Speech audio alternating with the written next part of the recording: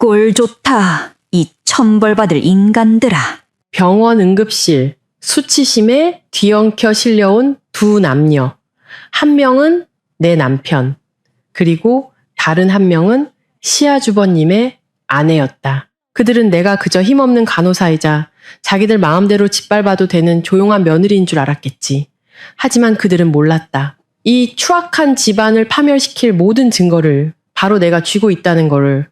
오늘 밤 이 응급실은 그들의 심판대가 될 것이고 판결을 내리는 건 바로 내가 될 것이다.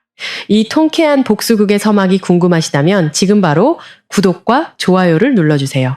한순간도 놓치지 마십시오. 마음 정거장에 오신 여러분을 환영합니다. 이제 이 모든 것이 어떻게 시작되었는지 제 이야기를 들려드리겠습니다. 그날 병원 야간 근무 중 저는 위독한 상태로 구급차에 실려온 제 남편과 형님을 마주했습니다. 그곳이 서로에게 단단히 붙어버린 끔찍한 모습으로요. 저는 비웃었습니다. 꼴 좋다고. 새벽 1시가 다 된 시간, 응급실은 여전히 환했습니다. 고혈압 환자의 마지막 진료 기록을 쓰고 있을 때 구급차 사이렌 소리가 밤의 정적을 날카롭게 갈랐습니다. 늘 듣던 소리였지만 그날 밤 따라 심장이 한 번 더 쿵 하고 내려앉았습니다. 구급차 문이 열리고 구급대원 2명이 소리쳤습니다. 서둘러요. 특이 케이스입니다. 환자들은 얇은 담요 한 장에 몸이 뒤엉킨 채 공황 상태로 실려 내려왔습니다. 당직 의사가 힐끗 보더니 즉시 소리쳤습니다. 복상사 의심, 아드레날린 준비하고 심장 모니터링 즉시 시작해. 저는 이동 침대를 밀어 처치실로 들어갔습니다. 환자 상태를 확인하기 위해 담요가 걷히는 순간 온몸에 피가 굳는 것 같았습니다. 창백하게 질린 남자는 제 남편 이강우였습니다. 그리고 손으로 얼굴을 가리려 애쓰는 머리가 헝클어지고 눈이 새빨개진 여자는 최유라, 제 형님이었습니다. 두 사람은 말하지 않아도 무슨 상황인지 알 수 있는 자세로 뒤엉켜 있었습니다. 응급실 전체가 1초간 정지했다가 다시금 긴급한 의료 절차에 따라 분주해졌습니다. 강우는 비 오듯 땀을 흘렸고 입술은 파랗게 질려 심장이 마구 요동쳤습니다. 심박수 모니터가 삐삐 소리를 내며 다급하게 울렸습니다.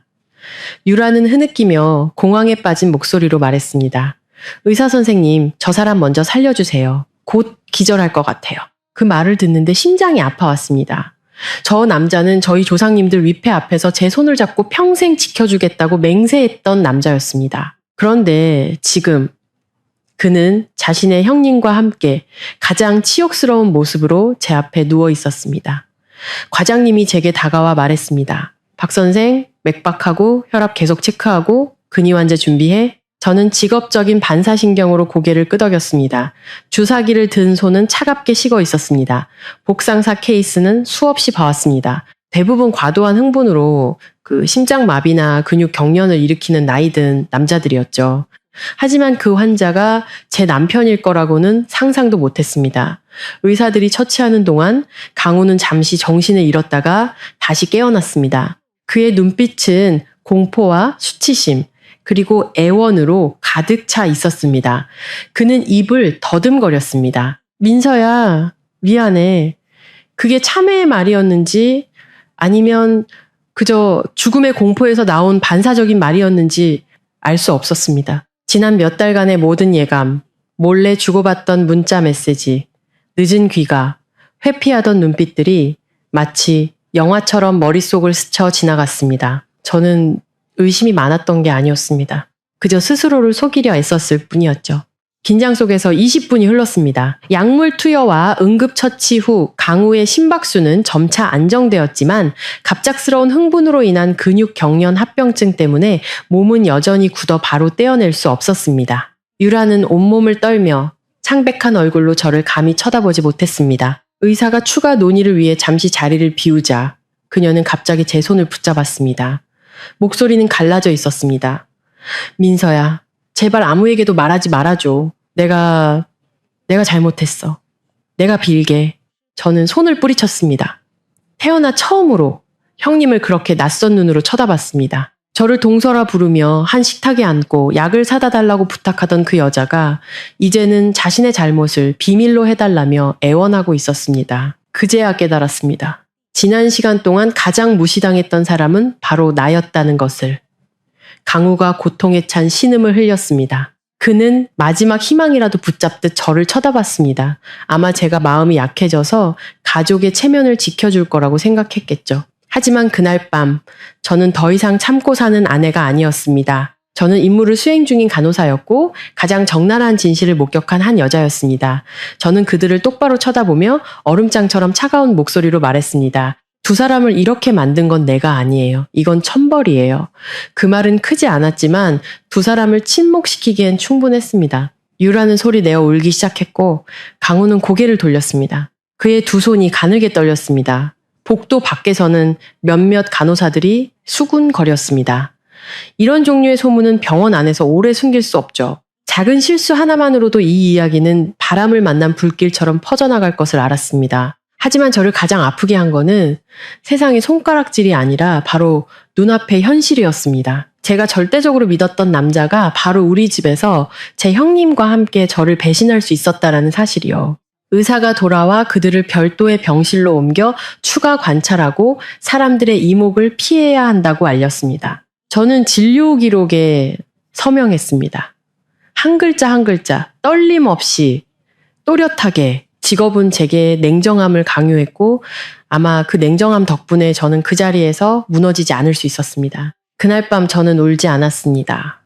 소리 지르지도 머리채를 잡지도 응급실에서 난동을 부리지도 않았습니다. 저는 그저 그곳에 누워 자신들이 저지른 일의 결과로 가쁜 숨을 몰아쉬는 두 사람을 조용히 지켜볼 뿐이었습니다. 마음속 무언가가 산산조각 났지만 부서지는 대신 오히려 단단해졌습니다. 모든 것이 이 응급실에서 끝나지 않을 것임을 알았습니다. 가족, 친척, 시어머니, 아주버님 모두가 이 폭풍에 휩쓸리게 될 겁니다. 하지만 그 순간부터 저는 더 이상 피해자가 아니라는 것을 깨달았습니다. 가치 없는 사람을 위해 울지 않을 겁니다. 그날 밤 저는 울지 않았습니다. 그저 계산을 시작했을 뿐입니다. 그날 야간 근무가 끝난 후에도 순간순간 구급차 사이렌 소리가 귓가에 맴도는 것 같았습니다. 하지만 제가 강우와 유라를 보고도 즉시 무너지지 않은 이유를 이해하려면 제가 그 집에 처음 발을 들였던 날들로 거슬러 올라가야 합니다. 제가 그저 착하게만 굴면 모든 것이 평화로울 거라고 믿었던 그 집으로 말입니다. 저는 막 졸업한 신참 간호사 시절에 강우를 만났습니다. 월급도 적고 매일 병원에서 정신없이 뛰어다니다 자취방에 돌아오면 잠들기 바빴죠. 강우는 엔지니어였는데 마른 체격이었지만 몸이 날랬고 과장 없이 조용히 말하는 사람이었습니다. 저를 유혹할 때도 화려한 말은 쓸 줄 몰랐죠. 그는 야간 근무가 끝나면 저를 데리러 와서 우유 한 팩이나 빵 한 조각을 사주며 웃었습니다. 민서 씨, 너무 힘들게 일하네요. 이거라도 먹고 당 떨어지지 않게 해요. 저는 그 소박함에 마음이 갔습니다. 저는 좋은 남자란 말이 많은 남자보다 행동으로 보여주는 남자라고 생각했습니다. 2년간의 연애 동안 강우는 제게 단 한 번도 큰 소리를 낸 적이 없었고 다른 사람들 앞에서 제가 손해보는 일이 없도록 했습니다. 한 번은 제가 한 환자 보호자에게 억울하게 욕을 먹은 적이 있었습니다. 저는 문제가 커질까봐 가만히 듣고만 있었죠. 그런데 그날 밤 강우가 그 사실을 알고는 딱 한마디 했습니다. 내일 출근할 때 같이 가줄게. 아무것도 무서워할 필요 없어. 그 한마디에 제 마음은 녹아내렸고 이 사람이라면 믿어도 되겠다고 확신했습니다. 강우가 저를 집에 처음 인사시키던 날 그의 어머니 김 여사님은 제 머리부터 발끝까지 뜯어보셨습니다. 그 눈빛은 저를 살피면서 동시에 값을 매기는 듯 했습니다. 저는 긴장했지만 다행히 심한 말은 하지 않으셨습니다. 직업이 뭔지, 근무 시간은 어떤지 물으시곤 고개를 끄덕이셨죠? 간호사면 됐지. 아는 사람도 많을 테고. 그때 저는 안도의 한숨을 내쉬며 제가 받아들여졌다고 생각했습니다. 그 끄덕임이 저를 아껴서가 아니라 며느리감으로 적합하다고 판단했기 때문이라는 걸 그때는 몰랐습니다. 고분고분하고 인내심 있고 감히 대들지 않을 여자라는 뜻이었죠. 강훈의 집은 대가족이 함께 살았습니다. 김 여사님 외에도 아주버님인 이강혁과 그의 아내 최유라가 있었습니다. 강혁 씨는 강우보다 3살 많았고 키가 크고 어깨가 넓었으며 과묵한 성격의 뱉은 말은 꼭 지키는 사람이었습니다. 처음 만난 날 그는 제 손을 잡으며 짧게 말했습니다. 이제 한 가족처럼 편하게 지내세요.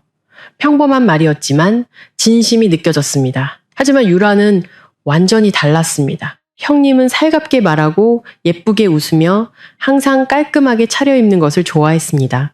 저를 보자마자 손을 잡아 끌었죠.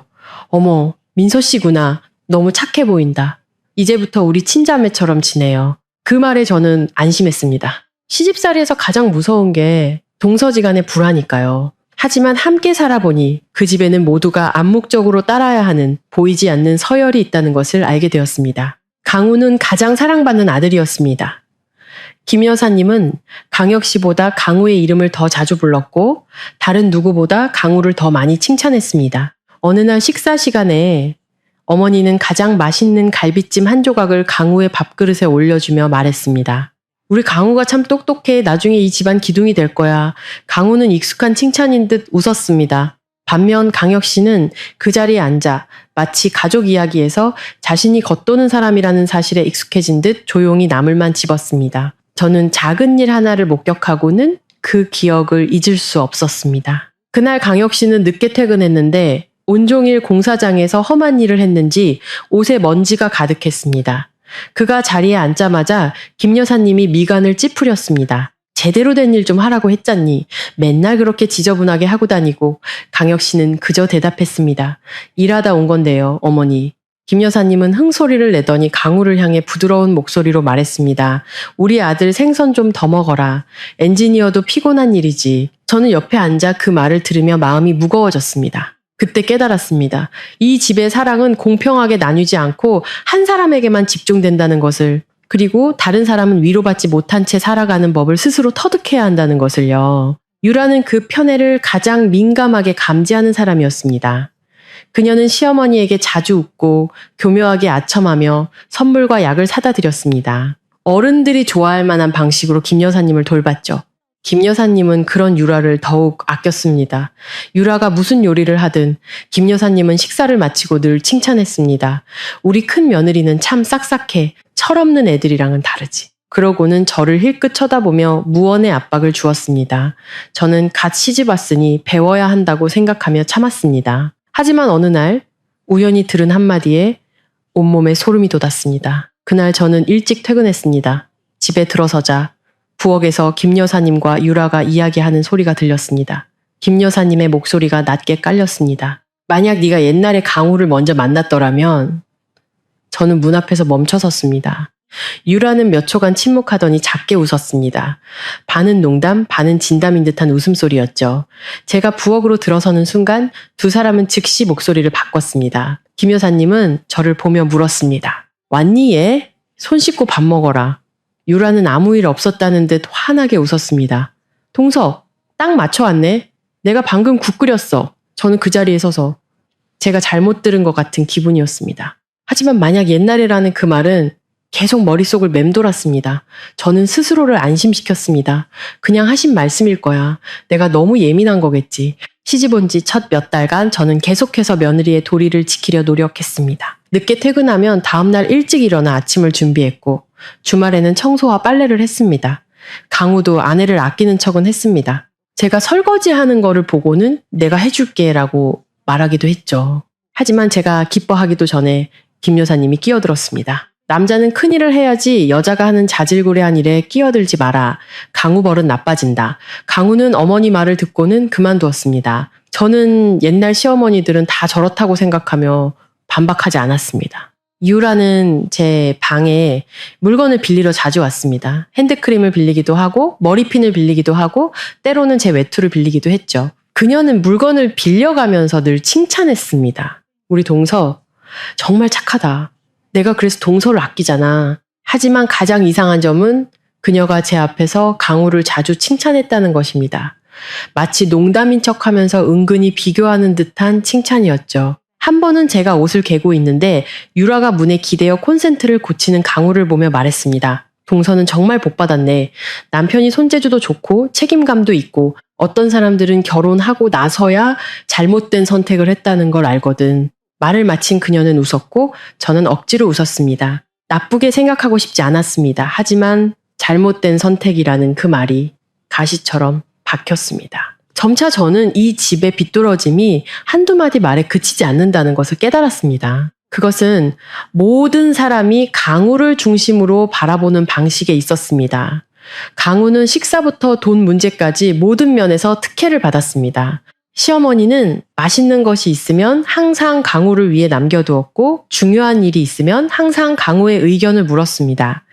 반면 강혁 씨는 일을 많이 하고 돈도 많이 벌어왔지만 여전히 촌스럽고 서투르며 말주변이 없다고 여겨졌습니다. 유라는 그 흐름을 교묘하게 따라가며 사랑받는 사람 곁에 바짝 붙어 있었습니다. 마치 그곳이 가장 안전한 자리인 것처럼요. 그리고 저는 이 집에 새로 들어와 어떻게든 어울리려 애썼지만 애쓸수록 이미 각본이 정해진 연극의 구경꾼이 된 기분이었습니다. 한 번은 강우 옆에 누워 작게 물었습니다. 오빠 어머님이 오빠랑 아주버님을 비교하는 것 같지 않아?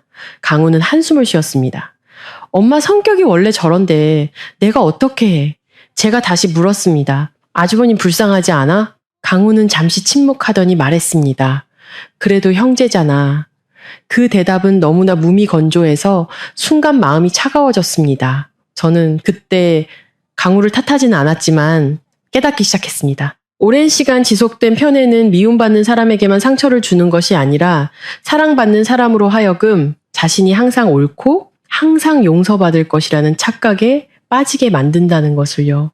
그리고 저는 그 편애와 그 눈 감아주는 태도가 이 집안에서 은밀하게 잘못된 관계를 키워왔다는 것을 미처 몰랐습니다. 결국 어느 야간 근무 날 밤 모든 것이 가장 치욕스러운 방식으로 터져버릴 때까지는요.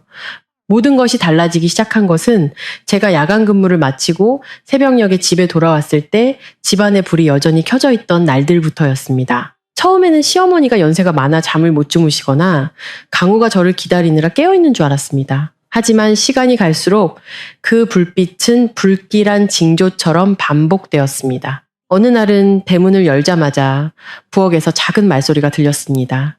집안에 있는 사람 외에는 들리지 않을 만큼 작은 속삭임이었죠. 저는 몇 초간 멈춰 섰고 그 소리는 누군가 버튼을 누른 것처럼 갑자기 뚝 끊겼습니다. 제가 안으로 들어갔을 때 시어머니는 식탁에 태연하게 앉아 계셨고 유라는 마치 방금 물을 따랐다는 듯이 컵을 들고 부엌에서 천천히 걸어 나왔습니다. 유라가 웃으며 말했습니다. 동서 왔어? 내가 생강차 한 잔 타줄게. 야간 근무하면 춥잖아. 말은 다정했지만 마치 제가 막 시작되려던 대화에 끼어든 것 같은 찜찜한 기분이 계속 저를 따라다녔습니다. 그러다 문자 메시지 사건이 터졌습니다. 강우는 원래 휴대폰에 매달리는 사람이 아니었습니다. 그는 엔지니어였고 퇴근 후에는 보통 밥을 먹고 뉴스를 보거나 구석에서 선풍기나 콘센트를 고치곤 했죠. 그런데 그 무렵부터 자정이 가까워지면 그의 휴대폰 화면이 자주 켜졌습니다. 그는 재빨리 힐끗 보고는 화면을 끄고 고개를 돌렸습니다. 제가 누가 문자 보냈어? 라고 물으면 그는 짧게 대답했습니다. 아마 고객이 부품 물어보는 거겠지. 하지만 문자는 항상 이상한 시간에 왔습니다. 새벽 1시, 새벽 2시 제가 야간 근무를 하는 날에만 꼭 그랬죠. 저는 주의 깊게 살피기 시작했습니다. 휴대폰 화면이 켜질 때마다 그의 눈빛에는 무언가 당황한 기색이 서려 있었습니다. 제가 화낼까봐 당황하는 것이 아니라 누군가 건드리지 않았으면 하는 무언가를 숨기는 사람의 당황함이었죠. 한 번은 환자 상태가 안정되어 교대 근무가 일찍 끝나 평소보다 일찍 퇴근한 적이 있었습니다. 방에 들어가 보니 강우가 자고 있었고 휴대폰은 베개 바로 옆에 놓여 있었습니다. 그때 마침 화면이 켜지며 최유라 형님이라는 이름이 떴습니다. 저는 남편의 휴대폰을 훔쳐보는 습관은 없었지만 그 이름은 마치 누군가 제 손을 붙잡는 것처럼 저를 멈추게 했습니다. 메시지는 단 한 줄이었습니다. 아, 나 너무 외로워. 저는 그 메시지를 읽고 온몸이 불타는 것 같았습니다. 강우는 답장하지 않았지만 메시지는 그대로 남아 있었습니다. 그가 지우지 않았다는 뜻이었죠. 그 순간 저는 바로 배신을 떠올리진 않았습니다. 그저 어둡고 흐릿한 무언가가 우리 집 안으로 기어 들어오고 있다는 것을 느꼈을 뿐입니다. 저는 휴대폰을 내려놓고 남편 옆에 누웠지만 잠을 이룰 수 없었습니다. 그의 규칙적인 숨소리를 들으며 스스로에게 물었습니다. 그저 형님이 외로워서 그런 거라면 왜 하필 시동생에게 그런 문자를 보냈을까? 그 후 며칠 유라의 행동도 교묘하게 변했습니다. 전에는 단정하게 옷을 입고 조심스럽게 말했지만 강혁 씨가 장기 출장을 갈 때마다 유라는 얇은 옷이나 목이 깊게 파인 잠옷을 입고 집안을 돌아다녔습니다. 마치 집에 남자가 아무도 없는 것처럼요. 어느 날 퇴근해 보니 유라가 부엌에 서 있었습니다. 머리를 풀어 헤치고 속이 비칠 만큼 얇은 잠옷을 입고 있었죠. 강우는 의자에 앉아 국그릇을 들고 있었지만 눈은 바닥을 향하고 얼굴은 붉어져 있었습니다. 제가 아무렇지 않은 척 말했습니다. 집에 남자도 있는데 형님 그렇게 입으면 춥지 않으세요? 유라는 작게 웃었습니다. 어머, 난 익숙해. 방에서도 이렇게 입는데 그리고 신경 쓸 사람도 없잖아. 신경 쓸 사람도 없다는 그 말은 제 인식에 따기를 날리는 것 같았습니다. 그녀는 저를 무엇으로 생각하는 걸까요? 아니면 아예 사람 취급도 하지 않는 걸까요? 저는 강우와 이야기해보기로 했습니다. 소란을 피우지 않고 그저 부부가 나란히 누웠을 때 조용히 물었습니다. 오빠, 형님이 그렇게 늦은 밤에 문자 보내는 거 괜찮은 것 같아? 강우는 벌떡 일어나며 미간을 찌푸렸습니다. 너 또 이상한 생각하는구나. 그냥 형님이 심심해서 시시콜콜한 거 물어본 거야. 제가 다시 물었습니다. 나 너무 외로워라고 보내는 것도 시시콜콜한 거야? 강우는 잠시 침묵하더니 언성을 높였습니다. 민서야, 의심 좀 그만해. 네가 야간 근무를 너무 많이 해서 머리가 이상해진 거 아니야? 그가 처음으로 제게 그렇게 짜증 섞인 목소리로 말했습니다. 저는 얼어붙었습니다. 그가 화내는 것이 두려운 게 아니었습니다. 마치 제가 질문을 한 것이 잘못이라는 듯 모든 책임을 제게 떠넘기는 그의 방식이 두려웠습니다. 저는 그 일을 시어머니께 조심스럽게 말씀드렸습니다. 그저 집안의 거리를 유지하도록 주의를 주시길 바랐을 뿐입니다. 그런데 김 여사님은 단칼에 잘라 말했습니다. 우리 아들은 절대 그런 짓 안 해. 병원에서 배운 버릇으로 남편 의심하지 마라. 저는 그 말을 듣고 숨이 막혔습니다.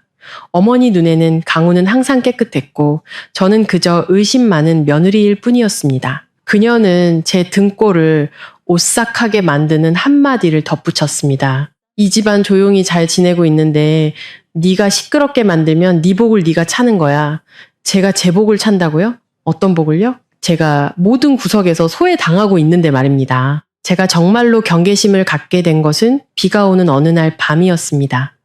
그날 저는 응급 환자가 몰려 늦게 퇴근한다고 연락했습니다. 하지만 상황이 빨리 정리되어 예상보다 일찍 집에 돌아올 수 있었습니다. 대문을 열자 유라의 방에 불이 켜져 있었고 방문은 살짝 열려 있었습니다. 저는 킥킥거리는 웃음소리와 강우의 낮고 다정한 목소리를 들었습니다. 형제 간의 대화가 아니라 친밀하고 가까운 사이의 목소리였죠. 저는 그 자리에 못 박힌 듯 서서 심장이 쿵쾅거렸습니다. 문을 밀고 들어가자 모든 것이 조용해졌습니다. 유라는 침대에 앉아 있었고 머리는 약간 헝클어져 있었습니다. 강우는 옷장 근처에 서서 에어컨 리모컨을 들고 있었습니다. 유라가 재빨리 말했습니다. 강우가 에어컨 고쳐주러 왔어. 소리가 너무 커서 머리가 아팠거든. 강우는 고개를 끄덕였습니다. 응, 다 고쳤어. 저는 주위를 둘러봤습니다. 에어컨은 정상적으로 작동하고 있었습니다. 그때 제 마음속에 든 감정은 분노가 아니라 그들이 저를 바보 취급하고 있다는 은밀한 굴욕감이었습니다. 그날 이후 저는 무심코 이루어지는 접촉들을 주의 깊게 보기 시작했습니다. 한 번은 유라가 강우에게 수건을 건네주는데 그녀의 손이 그의 손에 평소보다 오래 머물렀습니다. 강우는 바로 손을 빼지 않았고 유라는 그를 형님이 시동생을 보는 것과는 전혀 다른 눈빛으로 쳐다봤습니다.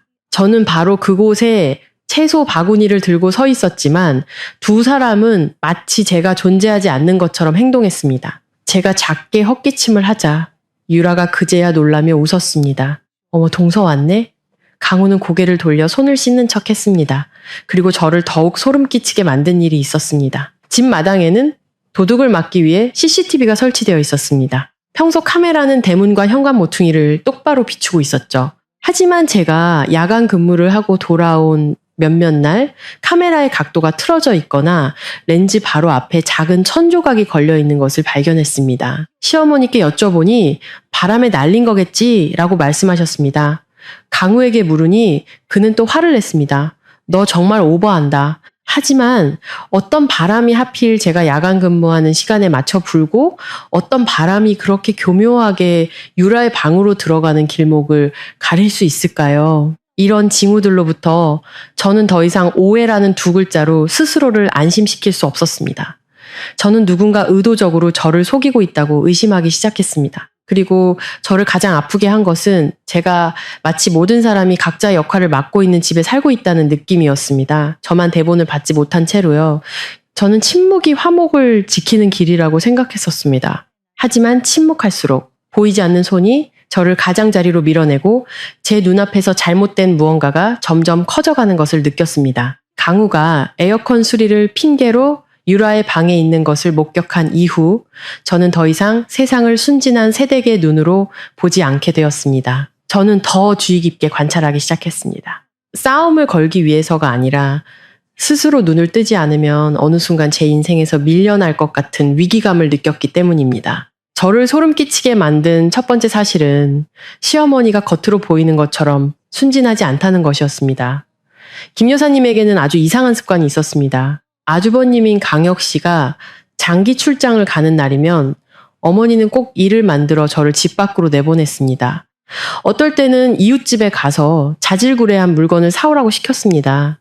가게는 바로 골목 앞에 있어서 직접 가실 수도 있었는데 말이죠. 어느 날은 이른 아침에 저를 깨우시며 아주 자연스러운 목소리로 말씀하셨습니다. 얘야, 사촌 이모댁에 가서 제사 음식 좀 전해주고 오렴. 내가 허리가 아파서 시계를 보니 이제 막 6시가 넘은 시간이었습니다. 제사는 정오가 다 되어서야 필요한데 말이죠. 제가 근무 끝나고 돌아와서 가도 될까요? 방금 야간 근무 마치고 와서요 라고 말하자 어머니는 얼굴을 찌푸렸습니다. 야간 근무를 했으면 더 집안일을 챙겨야지. 며느리가 잠만 자면 누가 일하니? 저는 입을 다물었습니다. 제가 반박하면 어머니가 또 화목을 들먹이며 저를 억누를 것을 알았기 때문입니다.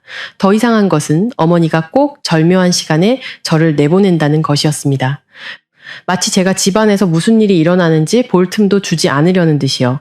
제가 대문을 나서자마자 어머니는 제가 돌아올까봐 두렵다는 듯이 문을 쾅 닫았습니다. 그때 저는 길가에 서서 손에 든 물건을 쥔 채 말로 표현하기 힘든 감정에 휩싸였습니다. 증거는 없었지만 여자의 직감은 때로 칼날처럼 날카롭습니다. 저는 스스로에게 묻기 시작했습니다. 어머니가 정말 아무것도 모르신다면 왜 모든 것이 이렇게 딱 들어맞게끔 일을 꾸미시는 걸까? 어느 날 오후, 강혁 씨는 멀리 출장을 갔고 저는 드물게 휴가를 얻어 집에 있었습니다. 유라는 평소보다 일찍 퇴근했고 옅은 색의 원피스를 입고 화장을 정성껏 하고 있었습니다. 강우도 갑자기 현장 일이 취소되었다며 휴가를 냈습니다. 저는 이상한 낌새를 느꼈습니다. 강우는 원래 휴가를 거의 쓰지 않는 사람이었습니다. 김 여사님은 마치 귀한 손님이라도 온 것처럼 기쁜 기색이 역력했습니다. 어머니가 제게 말했습니다. 시장에 가서 과일 좀 사오너라. 오는 길에 우유도 한 팩 사오고 제가 물었습니다. 어머니 급하신 거예요? 방금 집 청소 끝내서 조금 쉬었다가 가면 안 될까요? 어머니는 언성을 높였습니다. 네가 안 가면 내가 가야지. 한마디 하면 10마디를 대꾸하네. 저는 이를 악물고 장바구니를 들고 나섰습니다. 하지만 이번에는 바로 시장으로 가지 않았습니다. 저는 이웃집 뒤로 돌아가 벽에 몸을 숨기고 부엌 창문 틈으로 안을 엿보았습니다. 집 안에서 유라가 꿀처럼 부드러운 목소리로 작게 말하는 소리가 들렸습니다. 어머니, 저 너무 힘들어요. 그러자 김 여사님이 달래면서도 확신에 찬 목소리로 대답했습니다. 네가 행복하면 그걸로 됐다. 그 말에 심장이 쿡 하고 내려앉았습니다. 어떤 행복을 말하는 걸까요? 유라의 남편인 강혁 씨는 멀리 출장 가 있고 집 안에는 유라와 강우뿐이었는데 저는 밖에서 귀가 뜨거워지는 것을 느꼈습니다. 당장이라도 달려들어가 따지고 싶었지만 제 안의 다른 한편에서는 지금 뛰어들어가면 김 여사님은 부인할 것이고 유라는 피해자 행세를 할 것이며 강우는 또 저를 의심병 환자로 몰아갈 것이라는 걸 알았습니다. 저는 냉정해져야 했습니다. 화목을 무기로 제 목을 조르는 이 집에서 감정만으로 싸울 수는 없었습니다. 그날 밤 저는 시어머니께 조심스럽게 딱 한마디만 꺼내보았습니다. 어머니 유라 형님이랑 강우 오빠가 좀 지나치게 친한 것 같아요. 저는 최대한 차분하게 작은 목소리로 말했습니다. 김 여사님은 즉시 눈을 부릅뜨며 칼날 같은 목소리로 말했습니다. 이 집 며느리는 함부로 말하는 게 아니야. 한 번만 더 그런 소리 하면 이 집에서 내쫓을 줄 알아. 저는 얼어붙었습니다. 그토록 격한 반응은 죄 없는 사람의 반응이 아니었습니다. 그것은 아픈 곳을 찔린 사람의 반응이었습니다. 어머니는 가르치면서도 위협하는 듯한 한마디를 덧붙였습니다. 시집 온 여자는 화목을 지킬 줄 알아야지. 남들 말에 휘둘려서 제 집을 망가뜨리면 안 돼? 저는 그 말을 듣고 숨이 막혔습니다. 이 집의 화목이란 잘못 앞에서 입을 다무는 것이었습니다. 그때부터 저는 강혁 씨를 더 유심히 보기 시작했습니다. 전에는 그가 과묵해서 무심코 지나쳤지만 관찰할수록 그가 유라를 보는 눈빛이 달라졌다라는 것을 알았습니다. 더 이상 아내를 믿는 남편의 눈빛이 아니라 목구멍에 걸린 의심을 억지로 삼키려는 사람의 눈빛이었습니다. 한 번은 강혁 씨가 예고 없이 집에 돌아왔는데 유라가 강우와 함께 거실에 앉아 있었습니다. 두 사람은 휴대폰을 들여다보며 거의 머리를 맞대고 있었죠. 유라는 깜짝 놀라 벌떡 일어나며 억지 웃음을 지었습니다. 언제 왔어요? 강혁 씨는 대답 없이 힐끗 쳐다보고는 곧장 방으로 들어갔습니다. 방문이 평소보다 세게 닫히는 소리가 들렸습니다. 그날 밤 강혁 씨는 저녁을 먹지 않고 마당에 앉아 밤늦게까지 담배를 피웠습니다. 어둠 속을 응시하는 그의 눈빛은 마치 무언가가 그의 속을 갉아먹고 있는 듯 했습니다. 잊을 수 없는 또 다른 순간이 있었습니다. 제가 복도에서 빨래를 널고 있는데 우연히 강혁 씨가 유라의 방문 밖에 서 있는 것을 보았습니다. 그는 들어가지 않고 가만히 서서 귀를 기울이고 있었습니다. 그러더니 천천히 돌아섰습니다. 마치 듣고 싶지 않은 것을 들어버린 사람처럼요. 그가 저를 지나갈 때 그의 눈은 붉었지만 그는 애써 고개를 돌렸습니다. 그때 저는 깨달았습니다. 이상한 낌새를 눈치챈 것은 저뿐만이 아니었습니다. 강혁 씨도 느끼고 있었습니다. 단지 친어머니가 늘 동생 편만 드는 이 집안에서 그가 무엇을 해야 할지 몰랐을 뿐입니다. 전 하루 종일 망설이다가 강혁 씨와 직접 이야기하기로 결심했습니다. 김 여사님이 이웃집에 가시고 유라가 외출하고 강우가 아직 돌아오지 않은 틈을 타 저는 물 2잔을 들고 나가 테이블에 놓으며 작게 말했습니다. 아주버님, 드릴 말씀이 있는데 화내지 마세요. 강혁 씨는 피곤한 눈으로 저를 쳐다봤습니다. 말해봐요. 저는 마른 침을 삼켰습니다. 유라 형님이랑 강우 오빠, 뭔가 이상하지 않으세요? 강혁 씨는 오랫동안 침묵했습니다. 제가 그의 상처를 더 헤집었다고 생각할 만큼 긴 침묵이었죠. 그는 한숨을 내쉬었습니다. 목소리는 오랫동안 비밀을 간직한 사람처럼 쉬어 있었습니다. 의심한 지는 오래됐어요. 하지만 우리 엄마는 절대 내 편을 들어주지 않을 겁니다. 그 말은 마치 망치로 머리를 맞은 듯한 충격이었습니다. 저는 강혁 씨를 바라봤습니다. 처음으로 그가 강인한 남자가 아니라 자기 집에서 버려진 아들로 보였습니다. 그는 천천히 말을 이었습니다. 어릴 때부터 엄마는 강우를 더 예뻐했어요. 걔가 무슨 짓을 해도 감싸줬죠. 반면에 저는 작은 실수만 해도 욕을 먹었어요. 그래서 지금 제가 무슨 말을 해도 엄마는 제가 질투해서 없는 말을 지어낸다고 할 겁니다. 저는 그 말을 듣고 목이 메었습니다. 가장 고통받는 사람이 저뿐만이 아니었다는 것을 깨달았습니다. 강혁 씨도 막다른 길에 몰려 있었습니다. 단지 그는 평생 그 감정을 안고 살아왔고 저는 이제 막 몇 년 맛봤을 뿐이라는 차이만 있었죠. 저는 컵을 잡고 최대한 차분한 목소리로 물었습니다. 그럼 어떻게 하실 생각이세요? 강혁 씨는 저를 쳐다봤습니다. 그 눈빛에는 무력감과 결단력이 동시에 담겨 있었습니다. 가정을 깨고 싶진 않아요. 하지만 바보처럼 살고 싶지도 않습니다. 저는 고개를 끄덕였습니다. 그 순간 저는 한 가지를 분명히 깨달았습니다. 만약 저 혼자 이 집 전체에 맞선다면 그들은 가짜 도덕으로 저를 짓밟을 것입니다. 그들의 가면을 벗기기 위해서는 저 혼자서는 안 됐습니다. 저처럼 편애의 반대편에 서 있는 사람이 필요했습니다. 이 집이 어떻게 거짓으로 돌아가는지 잘 아는 사람. 그 사람은 바로 강혁 씨였습니다. 강혁 씨와 대화를 나눈 후 저는 방으로 돌아왔지만 잠을 이룰 수 없었습니다. 두려워서가 아니라 목구멍까지 차오르는 서러움 때문이었습니다. 저는 참고 지키고 가족이라는 것을 믿으려 애썼습니다. 하지만 결국 제가 받은 것은 회피하는 눈빛과 화목이라는 이름으로 포장된 위협뿐이었습니다. 다음 날 아침, 저는 출근하기 전에 먼저 강혁 씨를 찾아가 작지만 단호한 목소리로 말했습니다. 머리채 잡고 싸우고 싶지 않아요. 그냥 진실을 알고 제대로 끝내고 싶어요. 강혁 씨는 저를 한참 바라보더니 고개를 끄덕였습니다. 저도 마찬가지예요. 소란 피우면 우리 탓으로 돌릴 빌미만 줄 뿐이에요. 가면을 벗기려면 증거가 필요해요. 그날부터 저와 강혁 씨는 최대한 조용히 협력하기 시작했습니다. 집안에 누구도 눈치채지 못하게요. 우리는 평소처럼 식사하고 아무 일 없다는 듯이 인사했습니다.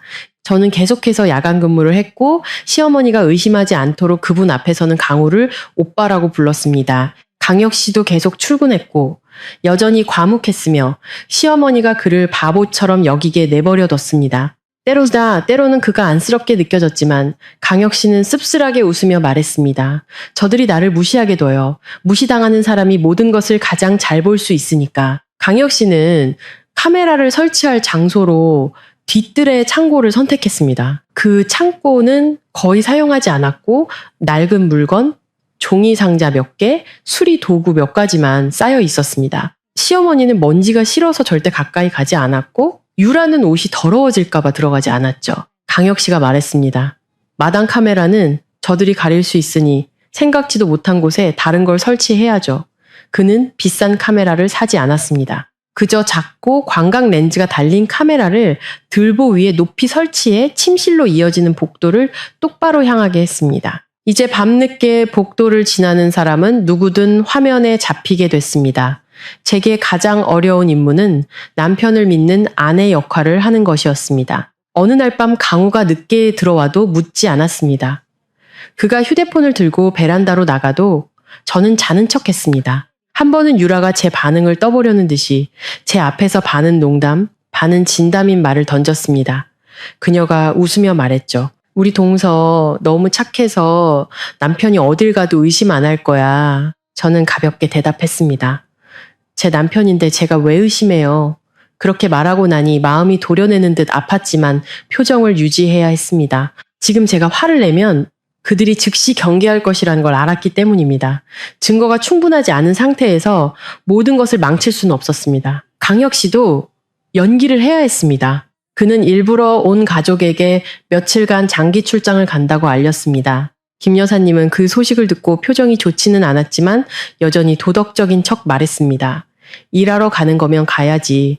남자는 가정을 책임져야 하니까. 하지만 저는 그녀의 눈에 스치는 안도감을 똑똑히 보았습니다. 마치 무언가를 위한 길이 열린 것 같았죠. 유라는 아쉬운 척했습니다. 그렇게 오래 가요? 나 혼자 집에 있으면 어떡해요? 강혁 씨는 아내를 보며 무미건조한 목소리로 말했습니다. 집에 어머니도 계시고 강우도 있는데 뭐가 걱정이야? 무심한 척했지만 저만은 그것이 그가 놓은 덫이라는 것을 알았습니다. 우리의 예상대로 강혁 씨가 출장을 간 지 이틀 만에 강우는 유라의 방을 더 자주 드나들기 시작했습니다. 낮에는 눈치를 봤지만 밤이 되자 복도에 그림자가 어른거렸고 카메라는 그 모든 것을 똑똑히 기록했습니다. 어느 날 밤 강우는 몰래 유라의 방문을 열고 들어갔다가 재빨리 닫았습니다. 또 어떤 때는 유라가 물을 마시러 나왔지만 도둑처럼 주위를 살폈습니다. 저는 그 영상을 보며 속이 뒤틀렸지만 아플수록 정신이 더 맑아졌습니다. 그들의 잘못이 한 번의 실수가 아니라 이미 습관이 되었다는 것을 깨달았습니다. 어느 날 오후 강혁 씨가 제게 짧은 메시지를 보냈습니다. 오늘 밤 조심해요. 저는 그 메시지를 읽고 등골이 오싹해졌습니다. 그날 밤 강우는 저녁을 먹고 고객의 물건을 수리해주러 간다는 핑계를 댔습니다. 유라는 시어머니께 머리가 아파서 일찍 잘게요 라고 말했습니다. 김 여사님은 평소와 달리 별다른 질문 없이 하고 대답했을 뿐입니다.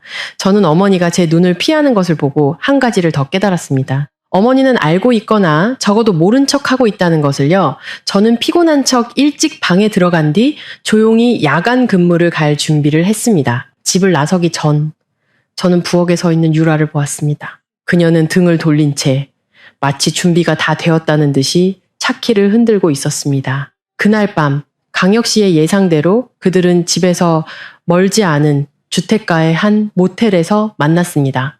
강혁 씨는 무모하게 행동하지 않았습니다. 그저 멀리서 그들을 따라가 확인하고 그 순간을 기록해 두었을 뿐입니다. 저는 평소처럼 야간 근무를 했지만 마음은 불안했습니다. 그날 밤 무슨 일이 일어날지 정확히는 몰랐지만 모든 것이 돌이킬 수 없는 지점을 향해 가고 있다는 것만은 알았습니다. 새벽 1시가 거의 다 되었을 때 제가 과에 있는데 휴대폰이 울렸습니다. 모르는 번호였습니다. 저는 바빠서 바로 받지 못했습니다. 몇 분 후 동료 간호사가 뛰어들어와 응급 환자가 이송되고 있다고 알렸습니다. 상태가 아주 이상하다고 했습니다. 제가 무슨 일인지 파악하기도 전에 구급차 사이렌 소리가 울려 퍼졌습니다. 그리고 이야기의 시작에서 들으셨던 것처럼 그 구급차는 제가 가장 보고 싶지 않았던 바로 그 두 사람을 싣고 왔습니다. 강우는 심박이 불규칙하고 얼굴이 창백하며 복상사로 몸이 굳어 있었습니다. 유라는 울면서 떨고 있었고 옷은 흐트러져 있었으며 얼굴을 가리려 했지만 진실을 숨길 수는 없었습니다. 그날 근무가 끝난 후 저와 강혁 씨는 카메라 영상을 다시 확인했습니다. 강혁 씨가 그날 밤에 복도 녹화 영상을 틀자 강우가 제 방을 나와 유라의 방으로 몰래 들어가는 장면, 그리고 그들이 집을 나선 시간에 대한 강혁 씨의 메시지 내용이 응급실 기록과 완벽하게 일치했습니다. 강혁 씨는 오랫동안 조용히 앉아 있었습니다. 두 손은 하얗게 질릴 때까지 꽉 쥐어져 있었습니다. 저는 그가 소리를 지르거나 무언가를 부술 것이라고 생각했지만 그는 그저 길게 한숨을 내쉬었습니다. 목소리는 쉬어 있었지만 차가웠습니다. 이번엔 엄마도 저것들을 구해줄 수 없을 거야. 저는 그 말을 듣고 소름이 돋았습니다. 통쾌해서가 아니라 강혁 씨처럼 온순하고 인내심 강한 남자마저 그런 말을 할 정도라면 그의 마음이 얼마나 깊은 절망의 구렁텅이에 빠졌는지를 알았기 때문입니다. 그리고 저는 흑백으로 깜빡이는 화면을 보며 두 배신자가 자신들의 발로 치욕의 길로 걸어 들어가는 것을 보았습니다. 저는 이를 크게 벌일 필요도, 세상에 소리칠 필요도 없었습니다. 그들 스스로가 비극 속으로 뛰어들었고 그 비극이 저를 대신해 답을 하기 시작했으니까요. 모든 것이 어느 정도 안정된 후 의사는 강우를 심혈관 집중치료실로 옮기도록 했습니다. 그는 여전히 쇠약했고 얼굴은 창백했으며 입술은 말라붙어 숨 쉴 때마다 힘겨워 보였습니다. 의사는 분명히 경고했습니다. 복상사는 단순히 창피한 일이 아니라 재발할 수 있고 심장 박동에 이상이 생길 수 있으며 과도한 흥분이나 스트레스를 받으면 심장이 탔을 수도 있는 실제적인 위험이라고요. 저는 그 말을 들으며 마음이 싸늘하게 식었습니다. 전에는 모르는 환자를 돌보면서도 안타까움을 느꼈는데 지금은 제 남편이 바로 그 자리에 제가 도저히 감당할 수 없는 상황에 놓여 있었습니다. 유라는 별도의 처치실에 남아 근육 손상 여부를 검사받고 심리적 안정을 취해야 했습니다. 그녀는 공황 상태였고 계속해서 몸을 떨었습니다. 제가 지나가는 것을 보자마자 마지막 구명줄이라도 잡으려는 듯이 제 옷소매를 붙잡고 빨개진 눈으로 애원했습니다. 유라는 다급하고 갈라진 목소리로 말했습니다. 민서야, 내가 잘못했어. 내가 바보였어. 제발 가정을 망치지 말아줘. 네가 원하는 건 뭐든지 할게. 저는 제 옷을 붙잡고 있는 그녀의 손을 내려다 보았습니다. 마음속에서 웃음과 굴욕감이 동시에 솟구쳤습니다. 저는 손을 뿌리치고 크지 않지만 또렷한 목소리로 천천히 대답했습니다. 어떤 가정이요? 형님이랑 내 남편이 방금 직접 산산조각 낸 그 가정이요? 유라는 얼어붙었고 입술을 떨며 현행범으로 잡힌 아이처럼 고개를 숙였습니다. 병원에서는 소문이 바람보다 빨리 퍼졌습니다. 저 자신도 그런 경우를 여러 번 목격했기 때문에 잘 알고 있었습니다. 엘리베이터에서 나눈 한마디가 몇 시간 뒤면 과 전체에 퍼졌죠. 그날 밤도 마찬가지였습니다. 제가 추가 비품을 가지러 간호사실을 지날 때 수군거리던 소리가 갑자기 멈췄습니다. 한 젊은 간호사가 저를 보더니 다시 심장집중 치료실 쪽을 쳐다봤습니다. 그 눈빛에는 호기심과 동정이 섞여 있었습니다. 누군가 작게 속삭였습니다. 저 남자 민서 씨 남편 아니야? 다른 사람이 막았습니다. 조용히 해. 말 아껴. 그들이 침묵해도 저는 충분히 들을 수 있었습니다. 그 침묵은 때로 직접적인 말보다 더 아팠습니다. 저는 돌아와 응급기록을 다시 확인했습니다. 행정부서에 어떤 이유로든 미화하지 말고 접수 시간, 초기 진단, 사용된 약물 등을 포함한 모든 절차를 정확히 기록해달라고 요청했습니다. 어떤 사람들은 믿을 수 없다는 듯이 저를 쳐다봤지만 저는 평정을 유지했습니다. 과장님이 저를 구석으로 불러 진심 어린 목소리로 작게 말했습니다. 박 선생, 이거 민감한 경우인데 다른 사람한테 인계할까? 스트레스가 너무 심할 것 같아서 그래. 저는 과장님을 보고 심호흡을 한 뒤 짧게 대답했습니다. 아니요, 저는 충분히 프로페셔널합니다. 제가 그렇게 말한 것은 강해 보이기 위해서가 아니었습니다. 만약 제가 이 케이스를 포기하면 사람들이 더 수군거릴 것이라는 걸 알았기 때문입니다. 저는 동정의 대상이 되고 싶지 않았습니다. 적어도 이 병원 안에서는 제 일을 제대로 하고 싶었습니다. 하지만 평온은 오래가지 않았습니다. 자정이 거의 다 되었을 때 제가 신장 집중 치료실을 막 나왔을 때 휴대폰이 계속해서 울렸습니다. 제가 받기도 전에 엘리베이터 문이 열렸습니다. 김 여사님이 바람처럼 튀어나왔습니다. 얼굴은 창백했고 머리는 헝클어졌으며 외투는 급하게 걸쳤고 슬리퍼가 벗겨질 뻔할 정도로 걸음이 급했습니다. 그녀는 주위를 둘러보다가 저를 발견하고는 즉시 사람이 드문 복도로 저를 끌고 갔습니다. 그녀는 목소리를 낮췄지만 여전히 공포에 가득 차 있었습니다. 네가 이 일을 크게 벌여서 온 동네 사람들이 우리 집안을 비웃게 만들 셈이냐. 네가 병원에서 일하면서 이런 소문이 돌게 놔두다니 창피한 줄도 몰라? 저는 어머니를 쳐다봤습니다. 태어나 처음으로 존경해야 할 시어머니가 아니라 체면에 목숨 거는 한 여자로 보였습니다. 저는 낮지만 차가운 목소리로 대답했습니다. 어머니는 남들이 어머니 집안을 비웃을까봐 두려우시죠? 그럼 저는요? 저는 지금 뭘 당한 건데요? 바로 이 집 안에서 제 눈앞에서 배신당했어요. 김 여사님은 눈을 부릅떴습니다. 너 지금 무슨 말투니? 며느리가 돼서 시어미한테 대들어? 저는 어머니를 똑바로 쳐다봤습니다. 처음으로 어머니라고 부르지 않았습니다. 이 일을 방관한 건 바로 당신이에요. 언제까지 숨기실 건가요? 그녀는 잠시 멈칫했습니다. 단 한순간이었지만 제가 무슨 말을 하는지 그녀가 이해했다는 것을 확신하기엔 충분했습니다. 만약 그녀가 정말 몰랐다면 놀라고 충격받고 무슨 소리냐고 물었을 겁니다. 하지만 그녀는 마치 미리 준비된 대본이라도 있는 것처럼 목소리와 화제를 바꿨을 뿐입니다. 김 여사님은 즉시 책임을 전가했습니다. 전부 저 유라년 때문이야. 걔가 시동생을 꼬드겼어. 그런 여자는 쫓아내야 해. 집에서 쫓아내야 한다고. 우리 강우는 남자가 마음이 약해서 잠시 흔들렸을 뿐이야. 저는 그 말을 듣고 비웃음이 나왔지만 소리내어 웃지는 못했습니다. 저는 어머니의 수를 즉시 알아차렸습니다. 유라를 희생시켜 강우를 지키고 모든 죄를 큰 며느리에게 뒤집어 씌운 다음 강우를 유혹에 빠진 피해자로 만들어 동정과 용서를 받게 하려는 것이었습니다. 그녀는 이 더러운 사건을 몇 마디 사과와 가족회의로 덮을 수 있는 도덕적 사고로 만들려 하고 있었습니다. 저는 단도직입적으로 물었습니다. 유라 형님을 쫓아내고 강우 오빠를 저랑 계속 살게 하시려는 건가요? 아니면 저를 쫓아내고 유라 형님을 들이시려는 건가요? 김 여사님은 움찔하며 눈을 번뜩이더니 즉시 소리쳤습니다. 헛소리하지 마라. 이 집안은 위아래가 있는 집이야. 저는 어머니를 쳐다봤습니다. 저 자신도 놀랄 만큼 침착했습니다. 무슨 위아래가 더 남았나요? 당신이 이런 일이 일어나도록 내버려뒀는데 이 집안에 지킬 게 뭐가 더 남았죠? 김 여사님은 손을 휘둘러 저를 때리려는 듯 했지만 멈췄습니다. 여기는 병원이었고 사람들이 지나다녔으며 그녀는 세상 사람들 앞에서 자신의 이미지가 깨지는 것을 두려워했기 때문입니다. 바로 그때 복도 끝에서 발소리가 들렸습니다. 힐끗 보니 강혁 씨가 어느새 거기에 서 있었습니다. 그는 가까이 다가오지 않고 그저 조용히 서 있었습니다.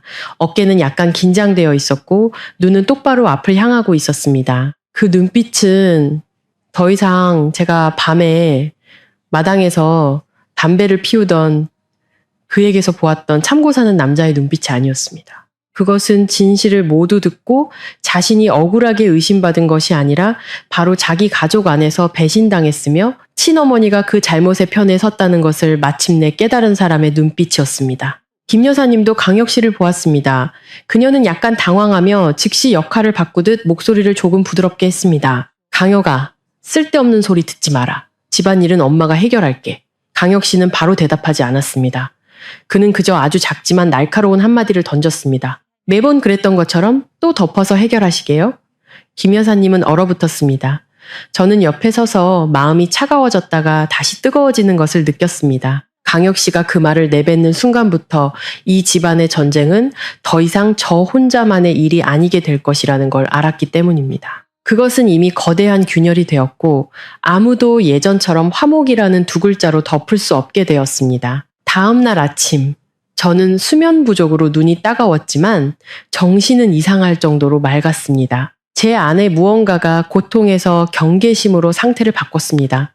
저는 김 여사님이 일이 자신에게 불리하게 돌아가도록 내버려 두지 않을 것이라는 걸 알았습니다. 그리고 제 예상은 정확했습니다.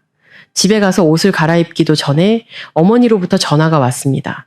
목소리는 다급했지만 억지로 도덕적인 척했습니다. 병원으로 다시 올라오너라. 확실하게 이야기하고 싶구나. 온 가족 다 부를 테니? 저는 그 말을 듣고 짧게 네 라고 대답했습니다. 이것이 진실을 찾기 위한 대화가 아니라 상황을 정리하기 위한 쇼라는 것을 알았기 때문입니다. 가족회의는 병원 보호자 대기실에서 열렸습니다. 조금만 크게 말해도 지나가는 사람들이 다 들을 수 있는 곳이었죠. 저는 김 여사님이 장소를 선택한 방식을 보고 소름이 돋았습니다. 그녀는 사람이 많은 것을 이용해 제가 체면과 소문을 두려워하여 말을 아끼도록 압박하려 했습니다. 강혁 씨도 와 있었습니다. 거의 밤을 새운 듯 얼굴이 쇠퇴했습니다. 유라는 한쪽 구석에 앉아 있었는데 머리는 헝클어지고 눈은 퉁퉁 부어 있었으며 마치 칼이라도 든 사람을 보는 것처럼 모두를 두려워했습니다. 강우는 집중치료실에 누워 있었고 의사가 짧은 면회만 허락했기 때문에 김 여사님은 계속해서 왕복했습니다. 아들을 보러 들어갔다가 다시 나와 지시를 내렸죠. 김 여사님이 서론 없이 시작했습니다. 그녀는 중앙에 서서 마치 친척들 앞에서 성명서를 발표하는 것처럼 또렷한 목소리로 말했습니다. 모든 일은 저 유라년이 방정 맞아서 생긴 일이다. 걔가 천인공노할 짓을 저질렀어. 우리 강우는 그저 남자가 마음이 약해서 잠시 흔들렸을 뿐이야. 저는 그 말을 듣고 거의 웃음이 터질 뻔했습니다. 그녀는 그 말을 아주 매끄럽게 했습니다. 미리 준비해 왔다는 것이 분명했습니다. 마치 밤새 잠도 안 자고 대본을 쓴 사람처럼요. 고개를 숙이고 있던 유라가 갑자기 울음을 터뜨리며 막다른 길에 몰린 사람처럼 소리쳤습니다. 어머니 어떻게 그렇게 말씀하실 수 있어요? 어머니가 저한테 그녀의 말은 중간에 끊겼고 그 순간 분위기는 얼어붙었습니다. 저는 김 여사님의 눈이 번뜩이는 것을 보았습니다. 놀란 눈빛이 아니라 날카로운 경고의 눈빛이었습니다. 유라는 마치 보이지 않는 끈에 목이 졸린 것처럼 즉시 입을 다물었습니다. 저는 등골이 오싹해졌습니다. 김 여사님은 유라가 감히 말을 끝내지 못하게 할 만큼 그녀의 어떤 비밀을 쥐고 있는 것이 분명했습니다. 강혁 씨가 벌떡 일어났습니다. 목소리는 쉬었지만 단호했습니다. 어머니, 언제부터 알고 계셨어요? 김 여사님은 눈을 부릅뜨며 돌아섰습니다. 네가 지금 무슨 질문을 하는 거니? 내가 네 어미다. 말 조심해라. 강혁 씨는 물러서지 않았습니다. 언제부터 알고 계셨냐고 여쭤봤습니다. 김 여사님은 시선을 피하며 한 글자 한 글자 힘주어 말했습니다. 이 집안은 체면을 지켜야 해. 남들 듣는 데서 소란 피우지 마라. 강혁 씨는 씁쓸하게 웃었습니다. 그 웃음은 너무나 고통스러워서 제 마음이 다 아팠습니다. 어머니가 제 아내를 방패막이로 삼고 계신데 무슨 체면이요? 제가 무슨 말을 하기도 전에 김 여사님은 제게로 휙 돌아섰습니다. 목소리는 달래면서도 위협하는 투로 바뀌었습니다. 민서야, 너는 배운 사람이고 병원에서 일하잖니? 이 일이 시끄러워지면 온 집안이 망신당한다는 걸 생각해야지. 네가 감당할 수 있겠어? 저는 어머니를 똑바로 쳐다봤습니다. 어머니는 남들이 어머니를 비웃을까봐 두려우시죠. 그럼 저는요? 저는 아파할 권리도 없나요? 김 여사님은 즉시 제게 죄를 뒤집어 씌웠습니다. 아프면 집안에서 아파야지. 일을 크게 만들면 안 돼. 네가 아내로서 밤낮 없이 야간 근무만 하고 남편을 방치했잖아. 남자가 마음 약해지는 것도 이해가 돼. 그 말은 따귀를 맞는 것 같았습니다. 그녀는 저를 원인으로 외도를 제가 일하러 다닌 것의 필연적인 결과로 만들고 있었습니다. 저는 두 손을 꽉 쥐고 얼음장처럼 차분한 목소리로 말했습니다. 저는 먹고 살기 위해 이 집을 위해 누구에게도 손 벌리지 않기 위해 야간 근무를 했습니다. 야간 근무가 죄라면 밤에 일하는 다른 아내들도 모두 배신당해도 마땅한 건가요? 김 여사님은 얼굴을 찌푸렸습니다. 또 말대꾸야. 저는 어머니를 쳐다보며 한 글자 한 글자 또렷하게 말했습니다. 아니요. 대답하는 겁니다. 말대꾸는 틀린 사람이 우길 때 하는 거죠. 바로 그때 의사가 강우를 한 번 더 면회할 수 있도록 신호를 보냈습니다. 김 여사님은 턱을 치켜들며 말했습니다. 들어가서 걔 말을 들어봐. 어떻게 유혹당했는지 알게 될 테니 저는 집중 치료실로 들어갔습니다. 강우는 그곳에 누워 두려움과 비굴함이 섞인 눈으로 저를 쳐다봤습니다. 그는 약하게 끊어지는 목소리로 말했습니다. 민서야, 나 그 여자한테 넘어갔어. 나도 왜 이렇게 됐는지 모르겠어. 저는 침대 옆에 서서 그의 몸에 연결된 기계들을 보고 그의 눈을 똑바로 쳐다봤습니다. 넘어가서 모텔까지 갔어요? 넘어가서 밤늦게 문자 보내고 집안에서 몰래 만났어요? 강우는 입을 벌렸지만 말을 잇지 못했습니다. 김 여사님이 재빨리 끼어들었습니다. 그렇게 몰아붙이지 마라. 방금 위험한 고비를 넘겼잖니. 저는 어머니를 향해 돌아섰습니다. 저 사람이 위험해진 건 스스로 선택한 결과예요. 제가 저 사람한테 모텔 가라고 약을 주사한 게 아니니까요. 방을 나오자 김 여사님은 저를 구석으로 끌고 가 아주 낮은 목소리로 바늘처럼 찌르는 말을 했습니다.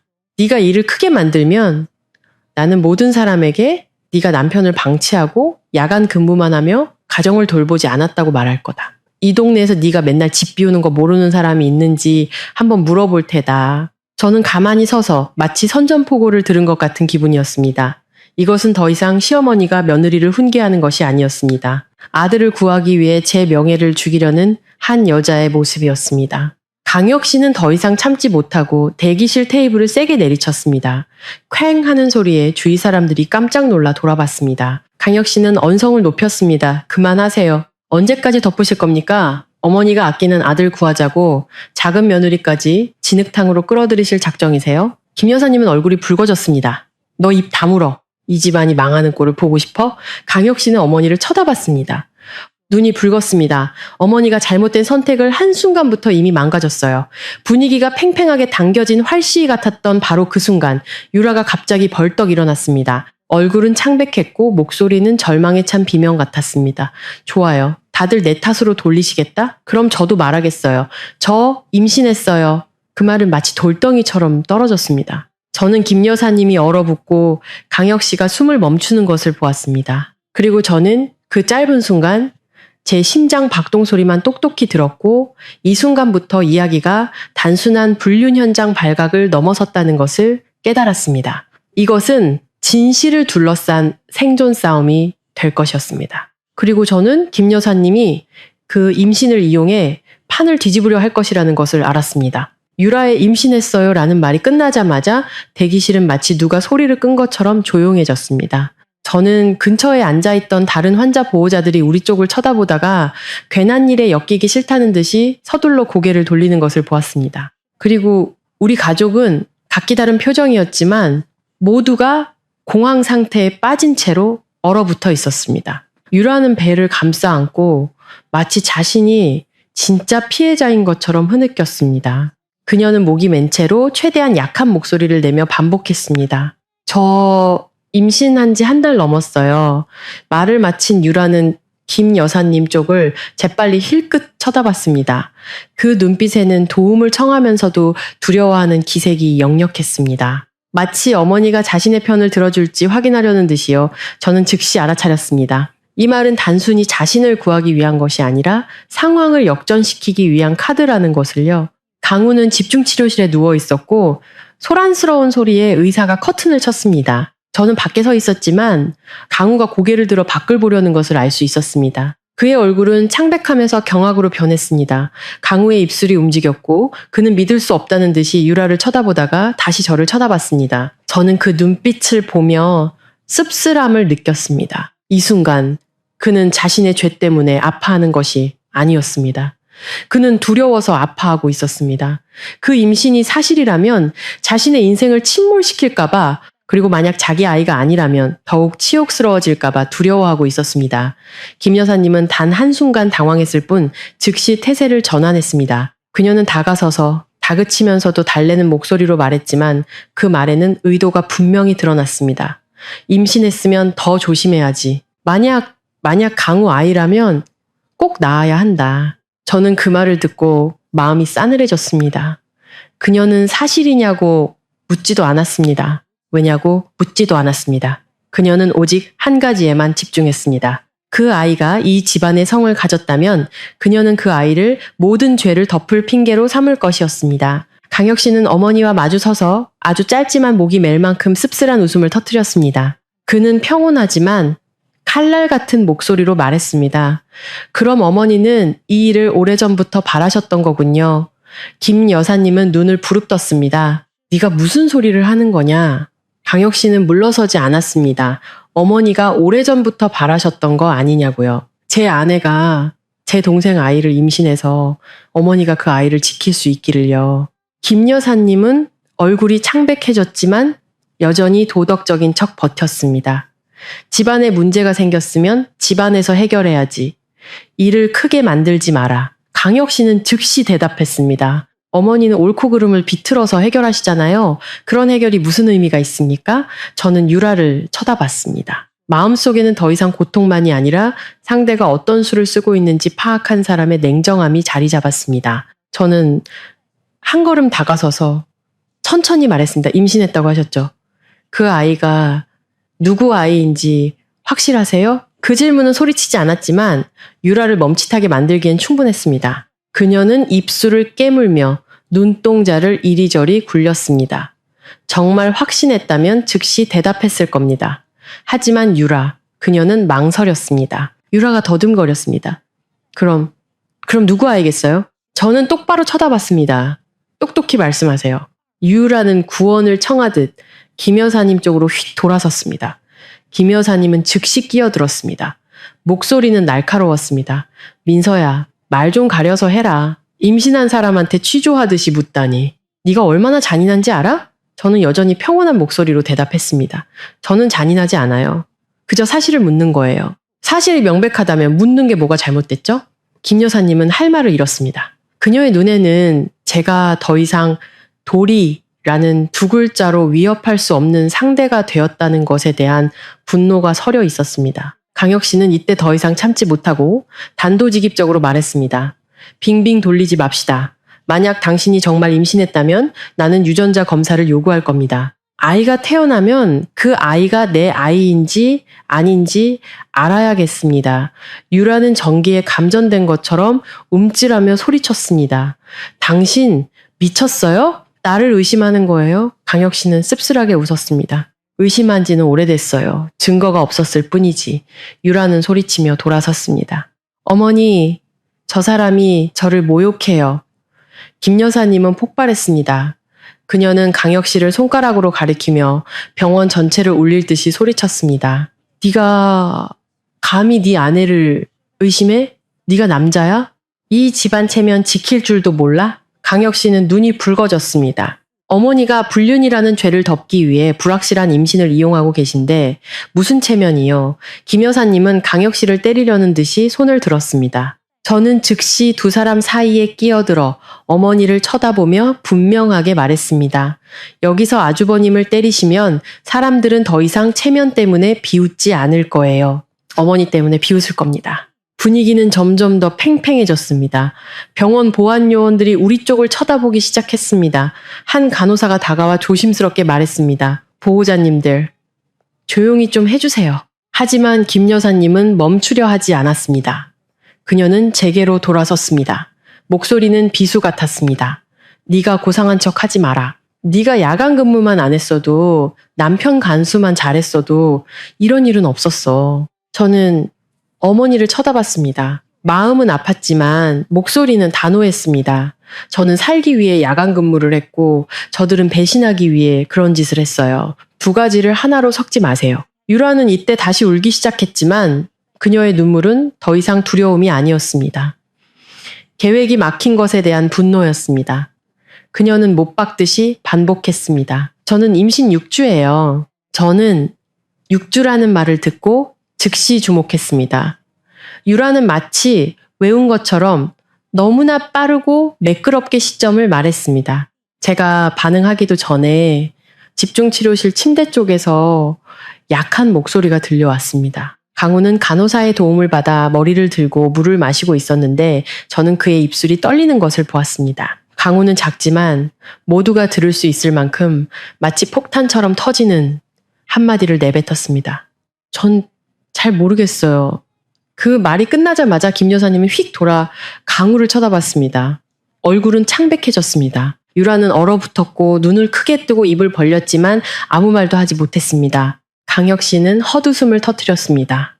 고통으로 가득 찬 웃음이었습니다. 그리고 저는 강우를 보며 마음 한구석이 차갑게 식어가는 것을 느꼈습니다. 만약 강우가 확실하지 않다면 그들 사이에는 배신보다 더 더러운 무언가가 있다는 뜻이었습니다. 혼란, 길게 이어진 실수들, 그리고 어쩌면 김 여사님이 그리려 했던 한 번의 실수가 아니라 오래전부터 키워온 음모일 수도 있었습니다. 저는 그곳에 서서 안에서 울리는 심박수 모니터의 삐삐 소리와 복도 밖을 지나가는 사람들의 소리를 들으며 처음으로 이 싸움이 더 이상 남편의 외도를 목격한 한 아내의 이야기가 아니라는 것을 분명히 깨달았습니다. 이것은 숨기고 옳고 그름을 비틀며 심지어 임신까지도 이용해 자신들이 원하는 것을 지키려는데 익숙해진 한 집안 전체와의 싸움이었습니다. 강우의 전 잘 모르겠어요 라는 말이 나온 후 대기실의 공기는 마치 누가 억누른 것처럼 무거워졌습니다. 김 여사님은 더 이상 소리치지 않고 급히 쇼를 당겨 얼굴 반쪽을 가리고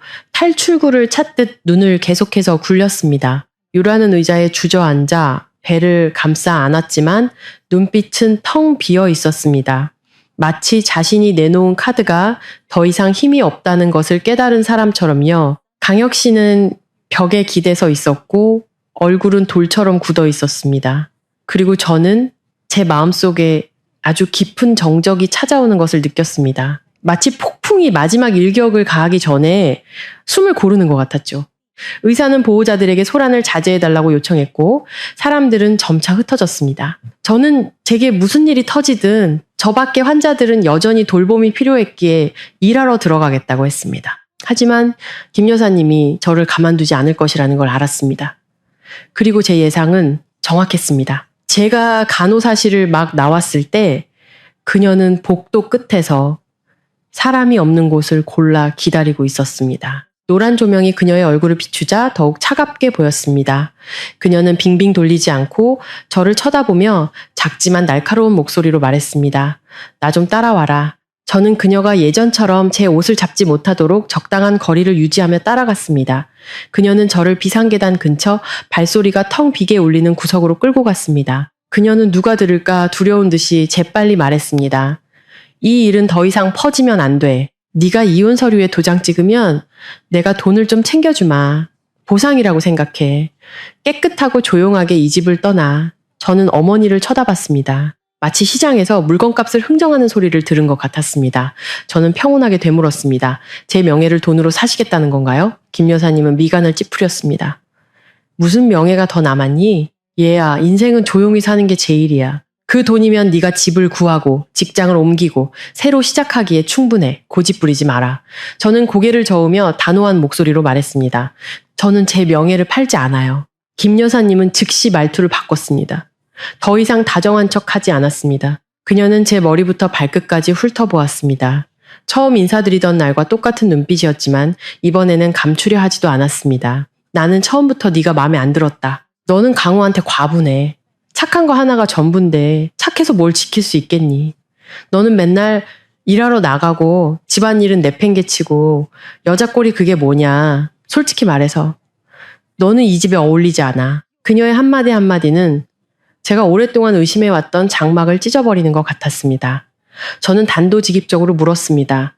빙빙 돌리지 마세요. 그럼 당신이 원했던 사람은 유라 형님이었군요. 김 여사님은 몸이 굳었습니다. 그녀는 대답하지 않았습니다. 하지만 그 침묵과 시선을 피하는 눈빛이 가장 확실한 대답이었습니다. 저는 씁쓸하게 웃었습니다. 기뻐서가 아니라 지난 몇 년간 제가 얼마나 어리석었는지를 깨달았기 때문입니다. 저는 남편과 형님에게만 배신당한 것이 아니었습니다. 저는 처음부터 임시방편으로 잘못 놓인 물건이었고 유라야말로 김 여사님이 마음에 뒀던 사람이었습니다. 저는 어머니를 쳐다보며 천천히 말했습니다. 어머니가 형님을 편애한 건 집안 수준이 맞아서 그런 거죠? 김 여사님은 입술을 꽉 깨물며 굳은 목소리로 말했습니다. 편애한 거 아니다. 나는 사람 볼 줄 아는 것뿐이야. 제가 대답했습니다. 사람을 어떻게 보셨길래 시동생이랑 모텔에서 뒤엉킬 수 있는 사람을 알아보셨어요? 김 여사님은 움찔하며 으르렁거렸습니다. 입 다물어. 그 말을 뱉으면 너도 같이 창피해지는 거야. 저는 어머니를 쳐다봤습니다. 이번에는 더 이상 창피함이 두렵지 않았습니다. 창피함은 잘못한 사람의 몫입니다. 저는 그 몫을 받지 않을 겁니다. 제가 돌아섰을 때 멀지 않은 곳에 강혁 씨가 서 있는 것을 보았습니다. 그가 언제부터 왔는지는 모르겠지만 그의 눈빛은 그가 대부분의 대화를 들었다는 것을 말해주고 있었습니다. 김 여사님이 떠나자 강혁 씨가 다가왔습니다. 목소리는 쉬어 있었습니다. 어머니가 저렇게 말하는 걸 듣고도 아직 참을 수 있어요? 저는 솔직하게 대답했습니다. 더 이상 못 참겠어요. 하지만 모든 것이 왜 이렇게까지 비뚤어졌는지 이해하고 싶어요. 강혁 씨는 몇 초간 침묵하더니 전에는 한 번도 말하지 않았던 사실을 털어놓았습니다. 옛날에 엄마는 유라가 강우랑 결혼하길 바랐어요. 유라가 우리 집 며느리가 되기 전부터 마음에 들어 했죠. 그런데 무슨 일이 생겨서 유라가 저한테 떠밀리듯 시집 오게 됐어요. 저는 강혁 씨를 쳐다봤습니다. 심장이 세차게 뛰었습니다. 무슨 일이요? 강혁 씨는 목이 메는 듯 고개를 저었습니다. 다 말할 수는 없어요. 다만 그때 엄마는 소문나는 걸 두려워했고 친척들 입에 오르내리는 게 싫어서 서둘러 결혼시킨 것뿐이에요.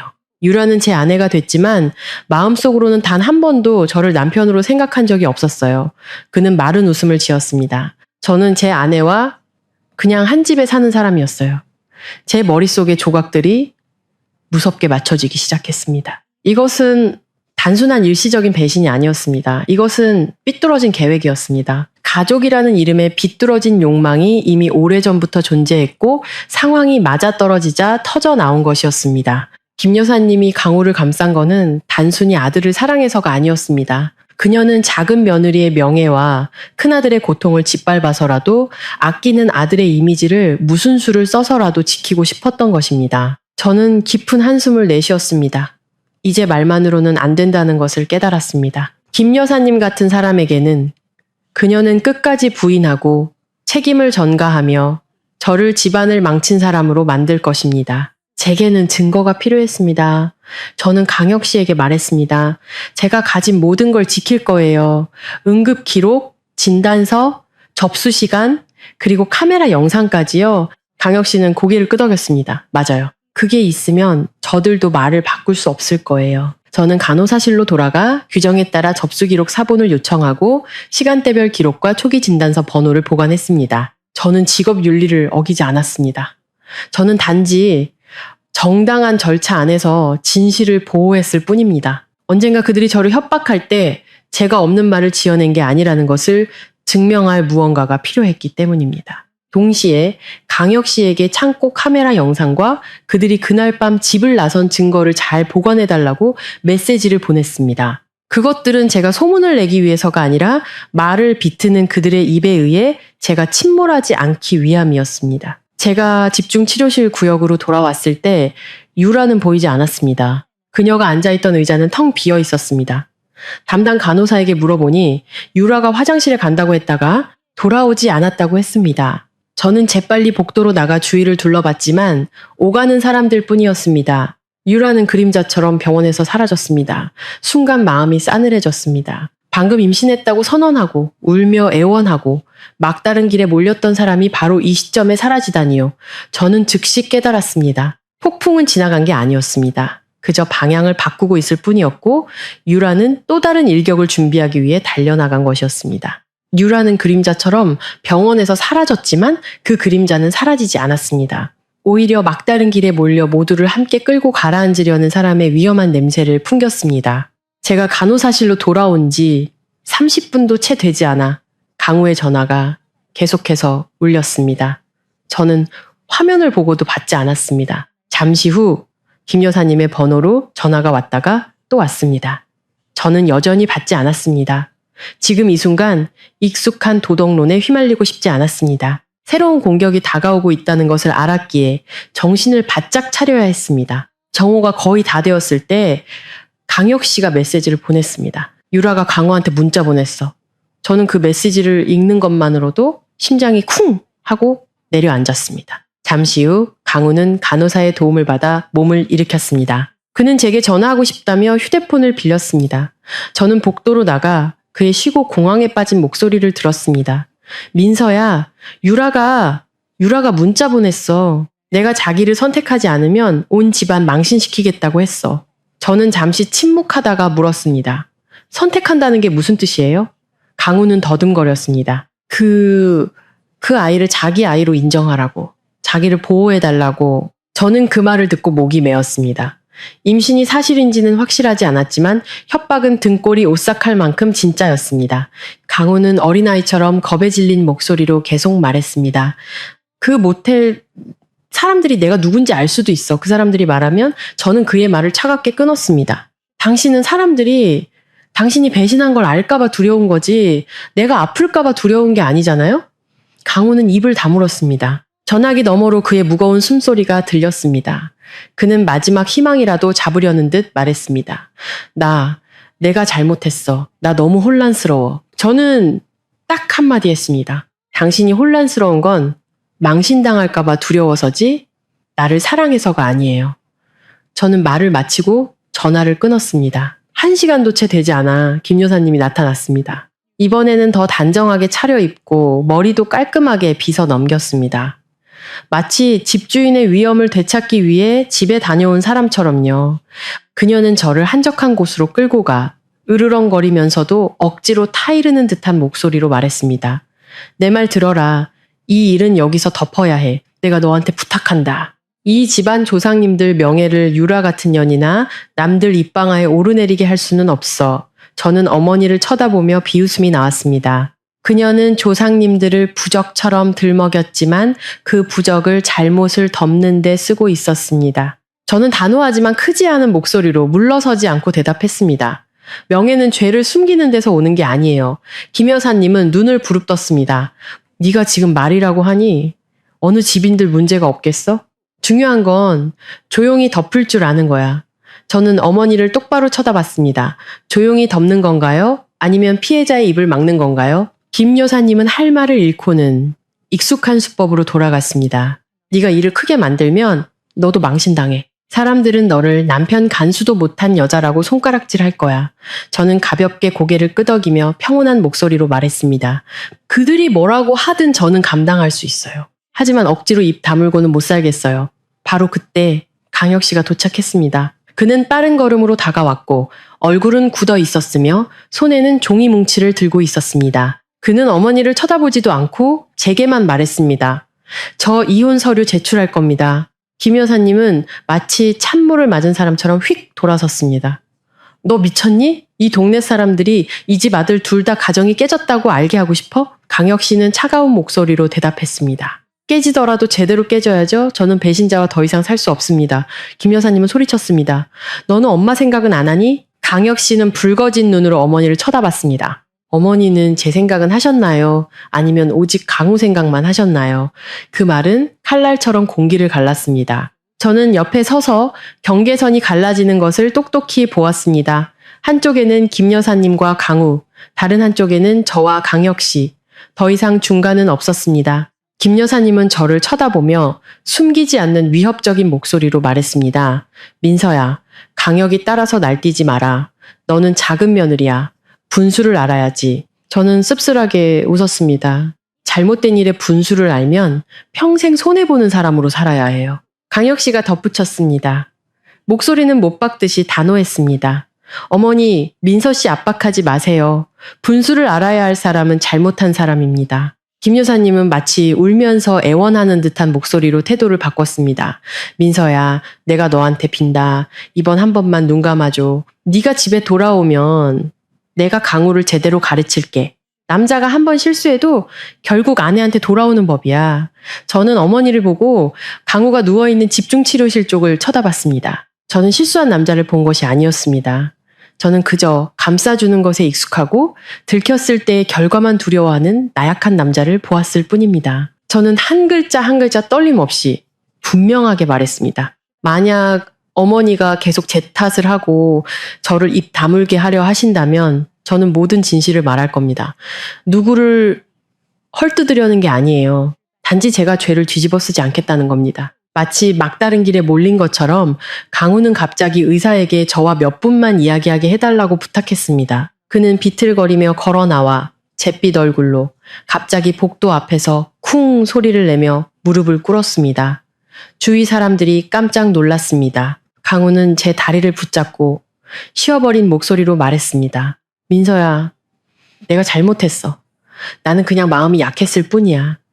제발 나를 용서해줘. 일을 크게 만들지 마. 저는 그 광경을 보고도 동정심이 생기지 않았습니다. 저는 그저 피곤했습니다. 저는 그와 김 여사님이 들을 수 있을 만큼 몸을 숙여 말했습니다. 마음이 약한 건 배신의 이유가 될 수 없어요. 강우는 울며 반복했습니다. 미안해. 저는 발을 뺐습니다. 실랑이 하지 않고 그저 말했습니다. 당신은 들켰기 때문에 미안한 거예요. 만약 들키지 않았다면 멈췄을까요? 강우는 할 말을 잃었습니다. 누구도 상황을 수습하기 전에 놀라운 일이 일어났습니다. 간호사실에 내선 전화가 울렸고 동료 한 명이 저를 불렀습니다. 민서 씨, 어젯밤 응급 환자에 대해 묻는 전화가 왔어요. 낯선 목소리인데 자꾸 특이 케이스였냐라고 물어봐요. 저는 그 말을 듣고 등골이 오싹해졌습니다. 익명의 전화, 물어서는 안 될 것을 묻는 전화, 유라가 행동을 시작했거나 누군가 스캔들 냄새를 맡았다는 뜻이었습니다. 저는 간호사실로 재빨리 걸어갔습니다. 심장이 세차게 뛰었습니다. 그 순간 제 머릿속에는 단 하나의 분명한 생각뿐이었습니다. 모든 것이 곧 터져버릴 것이고 이번에는 아무도 손으로 가리고 입으로 비틀고 도덕으로 저를 억누를 수 없을 것이라는 생각. 병원에 걸려온 익명의 전화 이후 저는 한 가지를 분명히 깨달았습니다. 만약 김 여사님이 자신의 방식대로 이를 수습하게 내버려 둔다면 저는 죄인이 되고 진실은 체면이라는 두 글자 아래에 묻힐 것이라는 것을요. 근무를 마치고 집에 돌아오자 평소와 다른 분위기가 감돌았습니다. 마당은 깨끗하게 쓸려 있었고 찻상은 반듯하게 차려져 있었습니다. 집 안에서는 수군거리는 말소리가 들렸습니다. 김 여사님은 이것을 회의라고 부르지 않고 화해라고 불렀습니다. 하지만 저는 그것이 미리 짜인 덫이라는 것을 한눈에 알 수 있었습니다. 거실에는 가까운 친척 몇 분과 늘 중재인 역할을 맡는 나이든 이웃 어른 몇 분이 앉아 있었습니다. 모두가 등을 꼿꼿이 세우고 마치 재판을 기다리는 것처럼 엄숙한 표정이었습니다. 강우도 와 있었는데 방금 병을 앓고 난 사람 치고는 거울 앞에서 미리 연습이라도 한 듯이 비참한 표정을 짓고 있었습니다. 강혁 씨는 한쪽 구석에 조용히 앉아 있었고 눈빛은 굳어 있었습니다. 저는 안으로 들어가 예의상 인사를 하고 자리에 앉았습니다. 떨리진 않았지만 마음은 차가웠습니다. 김 여사님이 즉시 입을 열었습니다. 목소리는 모두가 들을 수 있을 만큼 컸습니다.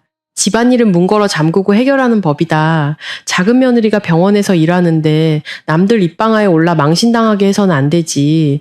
그녀는 말을 마치고 저를 힐끗 쳐다봤습니다. 마치 제가 온 동네에 소문을 내고 다닌 사람인 것처럼요. 저는 어머니를 침착하게 쳐다보며 대답했습니다. 저는 소문내지 않았어요. 저는 단지 사실을 말했을 뿐이고 사람들이 무엇을 보았는지는 이미 일어난 일 때문이에요. 방 안이 술렁거렸습니다. 한 친척 어르신이 헛기침을 하며 말했습니다.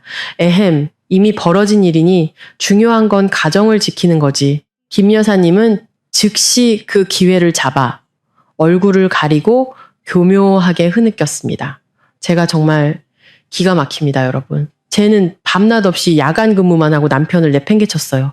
그러니 우리 강우가 한번 실수한 거죠. 어떤 남자가 안 흔들리겠어요. 저는 그 말을 듣고 마치 누군가 제 명예를 핥히는 것 같았습니다. 그녀는 어른들의 입을 빌려 진실을 덮고 배신을 사고로 저를 원인으로 만들고 있었습니다. 제가 대답하기도 전에 강우가 입을 열었습니다. 김 여사님이 짠! 각본대로였죠. 그는 붉어진 눈으로 저를 쳐다보며 목이 맨 목소리로 말했습니다. 민서야, 내가 잘못했지만 우리 가정을 망가뜨리지는 말아줘. 어머니를 생각하고 형을 생각하고 우리 집안 전체를 생각해줘. 저는 강우를 쳐다보며 한 가지를 분명히 알았습니다. 그는 저에게 미안해서가 아니라 결과가 두려워서 사과하고 있었습니다. 저는 온 가족이 들을 수 있을 만큼 짧게 말했습니다. 가정은 당신이 선을 넘은 순간부터 망가졌어요. 당신이 부순 걸 내가 다시 붙일 의무는 없어요. 한나이 많은 이웃 아주머니가 끼어들었습니다. 타이르면서도 책망하는 목소리였죠. 아가씨, 남자가 실수해도 돌아올 줄 알면 된 거야. 여자는 참을 줄 알아야지. 저는 그 아주머니를 향해 돌아섰습니다.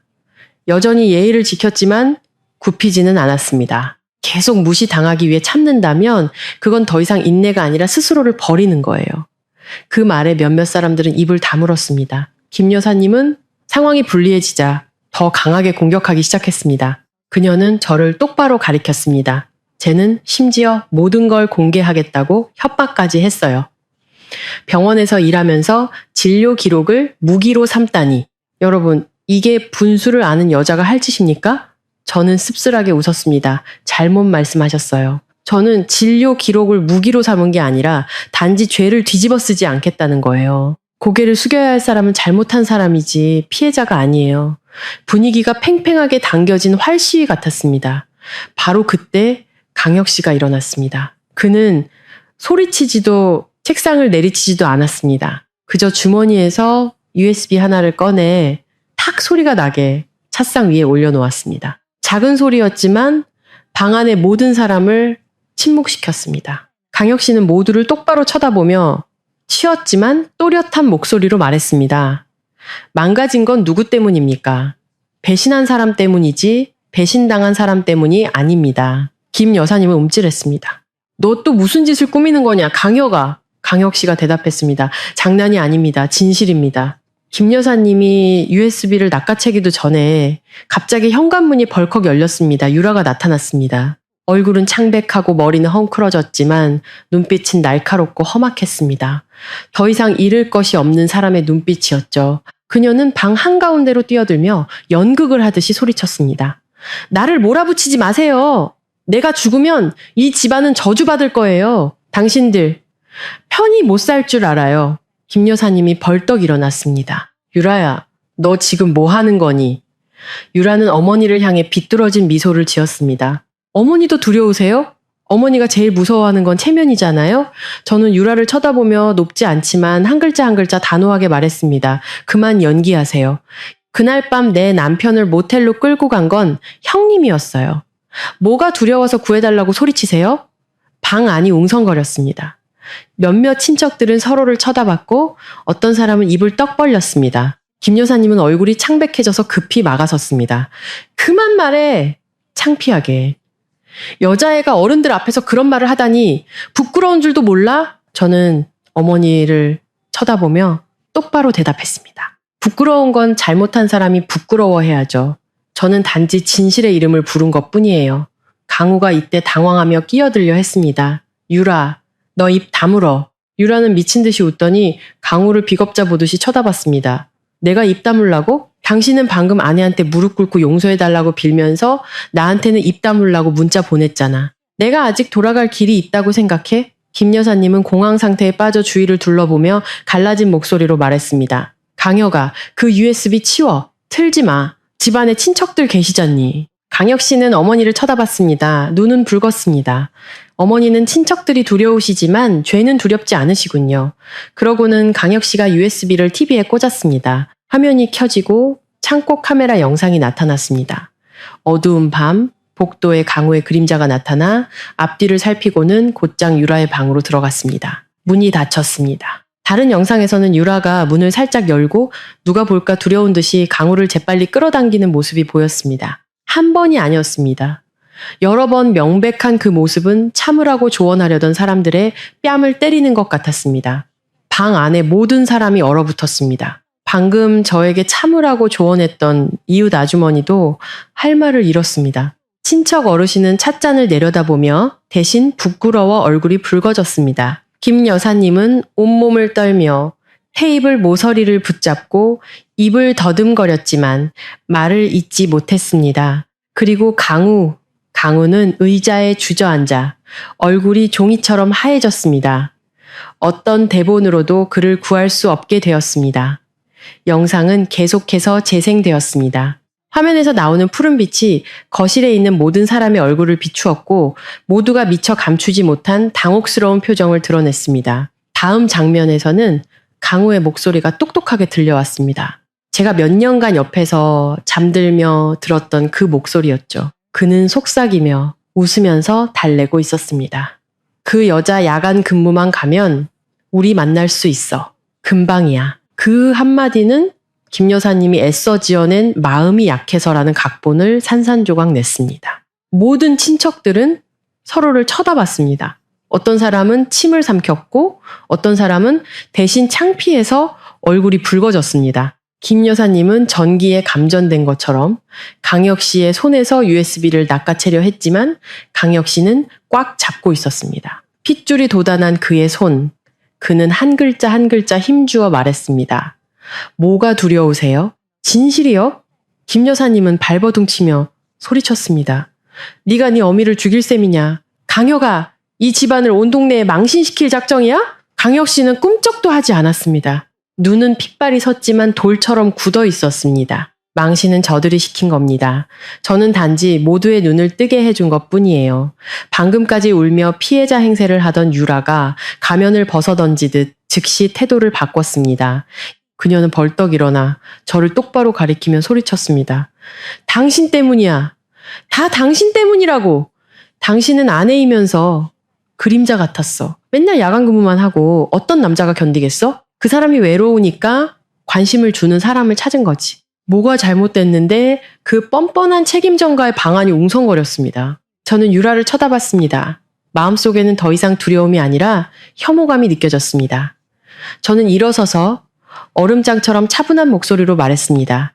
나는 그림자였고 형님은 뭘 했길래 응급실에 실려갈 정도로 그 사람한테 달라붙어 있었어요? 그 말이 끝나자마자 몇몇 친척들은 입을 벌렸지만 말을 잇지 못했습니다. 유라는 얼굴이 창백해졌고 강우는 땅으로 꺼지고 싶다는 듯이 고개를 숙였습니다. 김 여사님은 칼날 같은 목소리로 소리쳤습니다. 한 번만 더 말하면 네 입을 찢어버릴 테다. 여자애가 어른들 앞에서 그런 말을 하다니 부끄러운 줄도 몰라. 저는 어머니를 쳐다보며 짧게 대답했습니다. 부끄러운 건 잘못한 사람의 몫이에요. 김 여사님은 분노로 온몸을 떨며 동맹을 찾듯 주위를 둘러봤지만 이번에는 아무도 감히 편을 들지 못했습니다. 방금 저에게 참으라고 조언하려던 사람들은 모두 입을 굳게 다물었습니다. 영상은 거짓말을 하지 않으니까요. 강혁 씨는 적절한 순간에 영상을 끄고 천천히 주머니에서 반으로 접힌 종이 뭉치를 꺼내 테이블 위에 올려놓았습니다. 그는 낮지만 또렷한 목소리로 말했습니다. 이것도 꺼내고 싶진 않았습니다. 하지만 만약 여러분이 계속해서 저를 아내를 억울하게 의심하는 사람으로 민서 씨를 집안을 망친 사람으로 몰아간다면 저는 어쩔 수 없이 말해야겠습니다.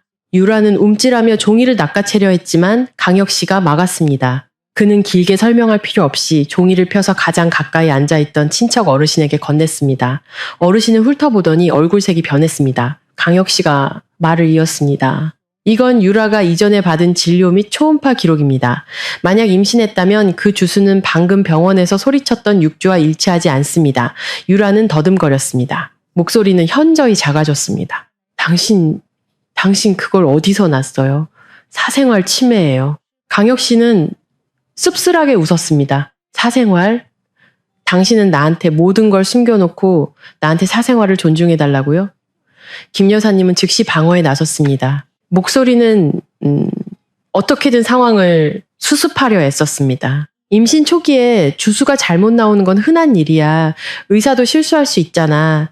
저는 어머니를 향해 천천히 말했습니다. 맞아요. 오차는 있을 수 있죠. 하지만 말과 서류가 이렇게 다르고 하필이면 방패가 필요했던 바로 그 시점에 그런 오차가 생길 수는 없어요. 방안이 다시 술렁거렸습니다. 모두가 그 임신이 도구로 사용되고 있다는 것을 이해했기 때문입니다. 유라는 전략을 바꿔 비명을 지르며 울기 시작했습니다. 당신들이 나를 몰아붙이잖아요. 내가 임신했다고 했는데 범죄자 취급하잖아요. 내가 뭘 그렇게 잘못했다고 나를 이렇게 몰아붙여요? 저는 그녀를 쳐다보며 목소리를 높이지 않고 딱 한마디 물었습니다. 형님이 뭘 했는지는 스스로가 가장 잘 알겠죠. 그러고는 저는 가방에서 미리 준비해둔 응급기록 사본을 꺼냈습니다. 저는 그것을 위협하듯이 테이블에 던지지 않았습니다. 아주 조심스럽게 내려놓았지만 종이 위의 글자들은 돌처럼 무거웠습니다. 저는 나이든 어른들이 이해할 수 있도록 또렷하게 말했습니다. 저는 누구를 단죄하려는 게 아닙니다. 단지 한 가지 사실을 말씀드릴 뿐입니다. 의료 기록은 거짓말을 하지 않습니다. 응급처치 과정에서 의사는 필요한 검사를 지시했고 결과에는 비정상적인 징후들이 있었습니다. 이는 특정 종류의 흥분 보조제를 사용했을 때 나타나는 현상과 일치합니다. 누가 누구에게 어떤 목적으로 약을 주었는지는 단정할 수 없지만 그 결과는 존재합니다. 방 안은 마치 공기가 다 빠져나간 것 같았습니다.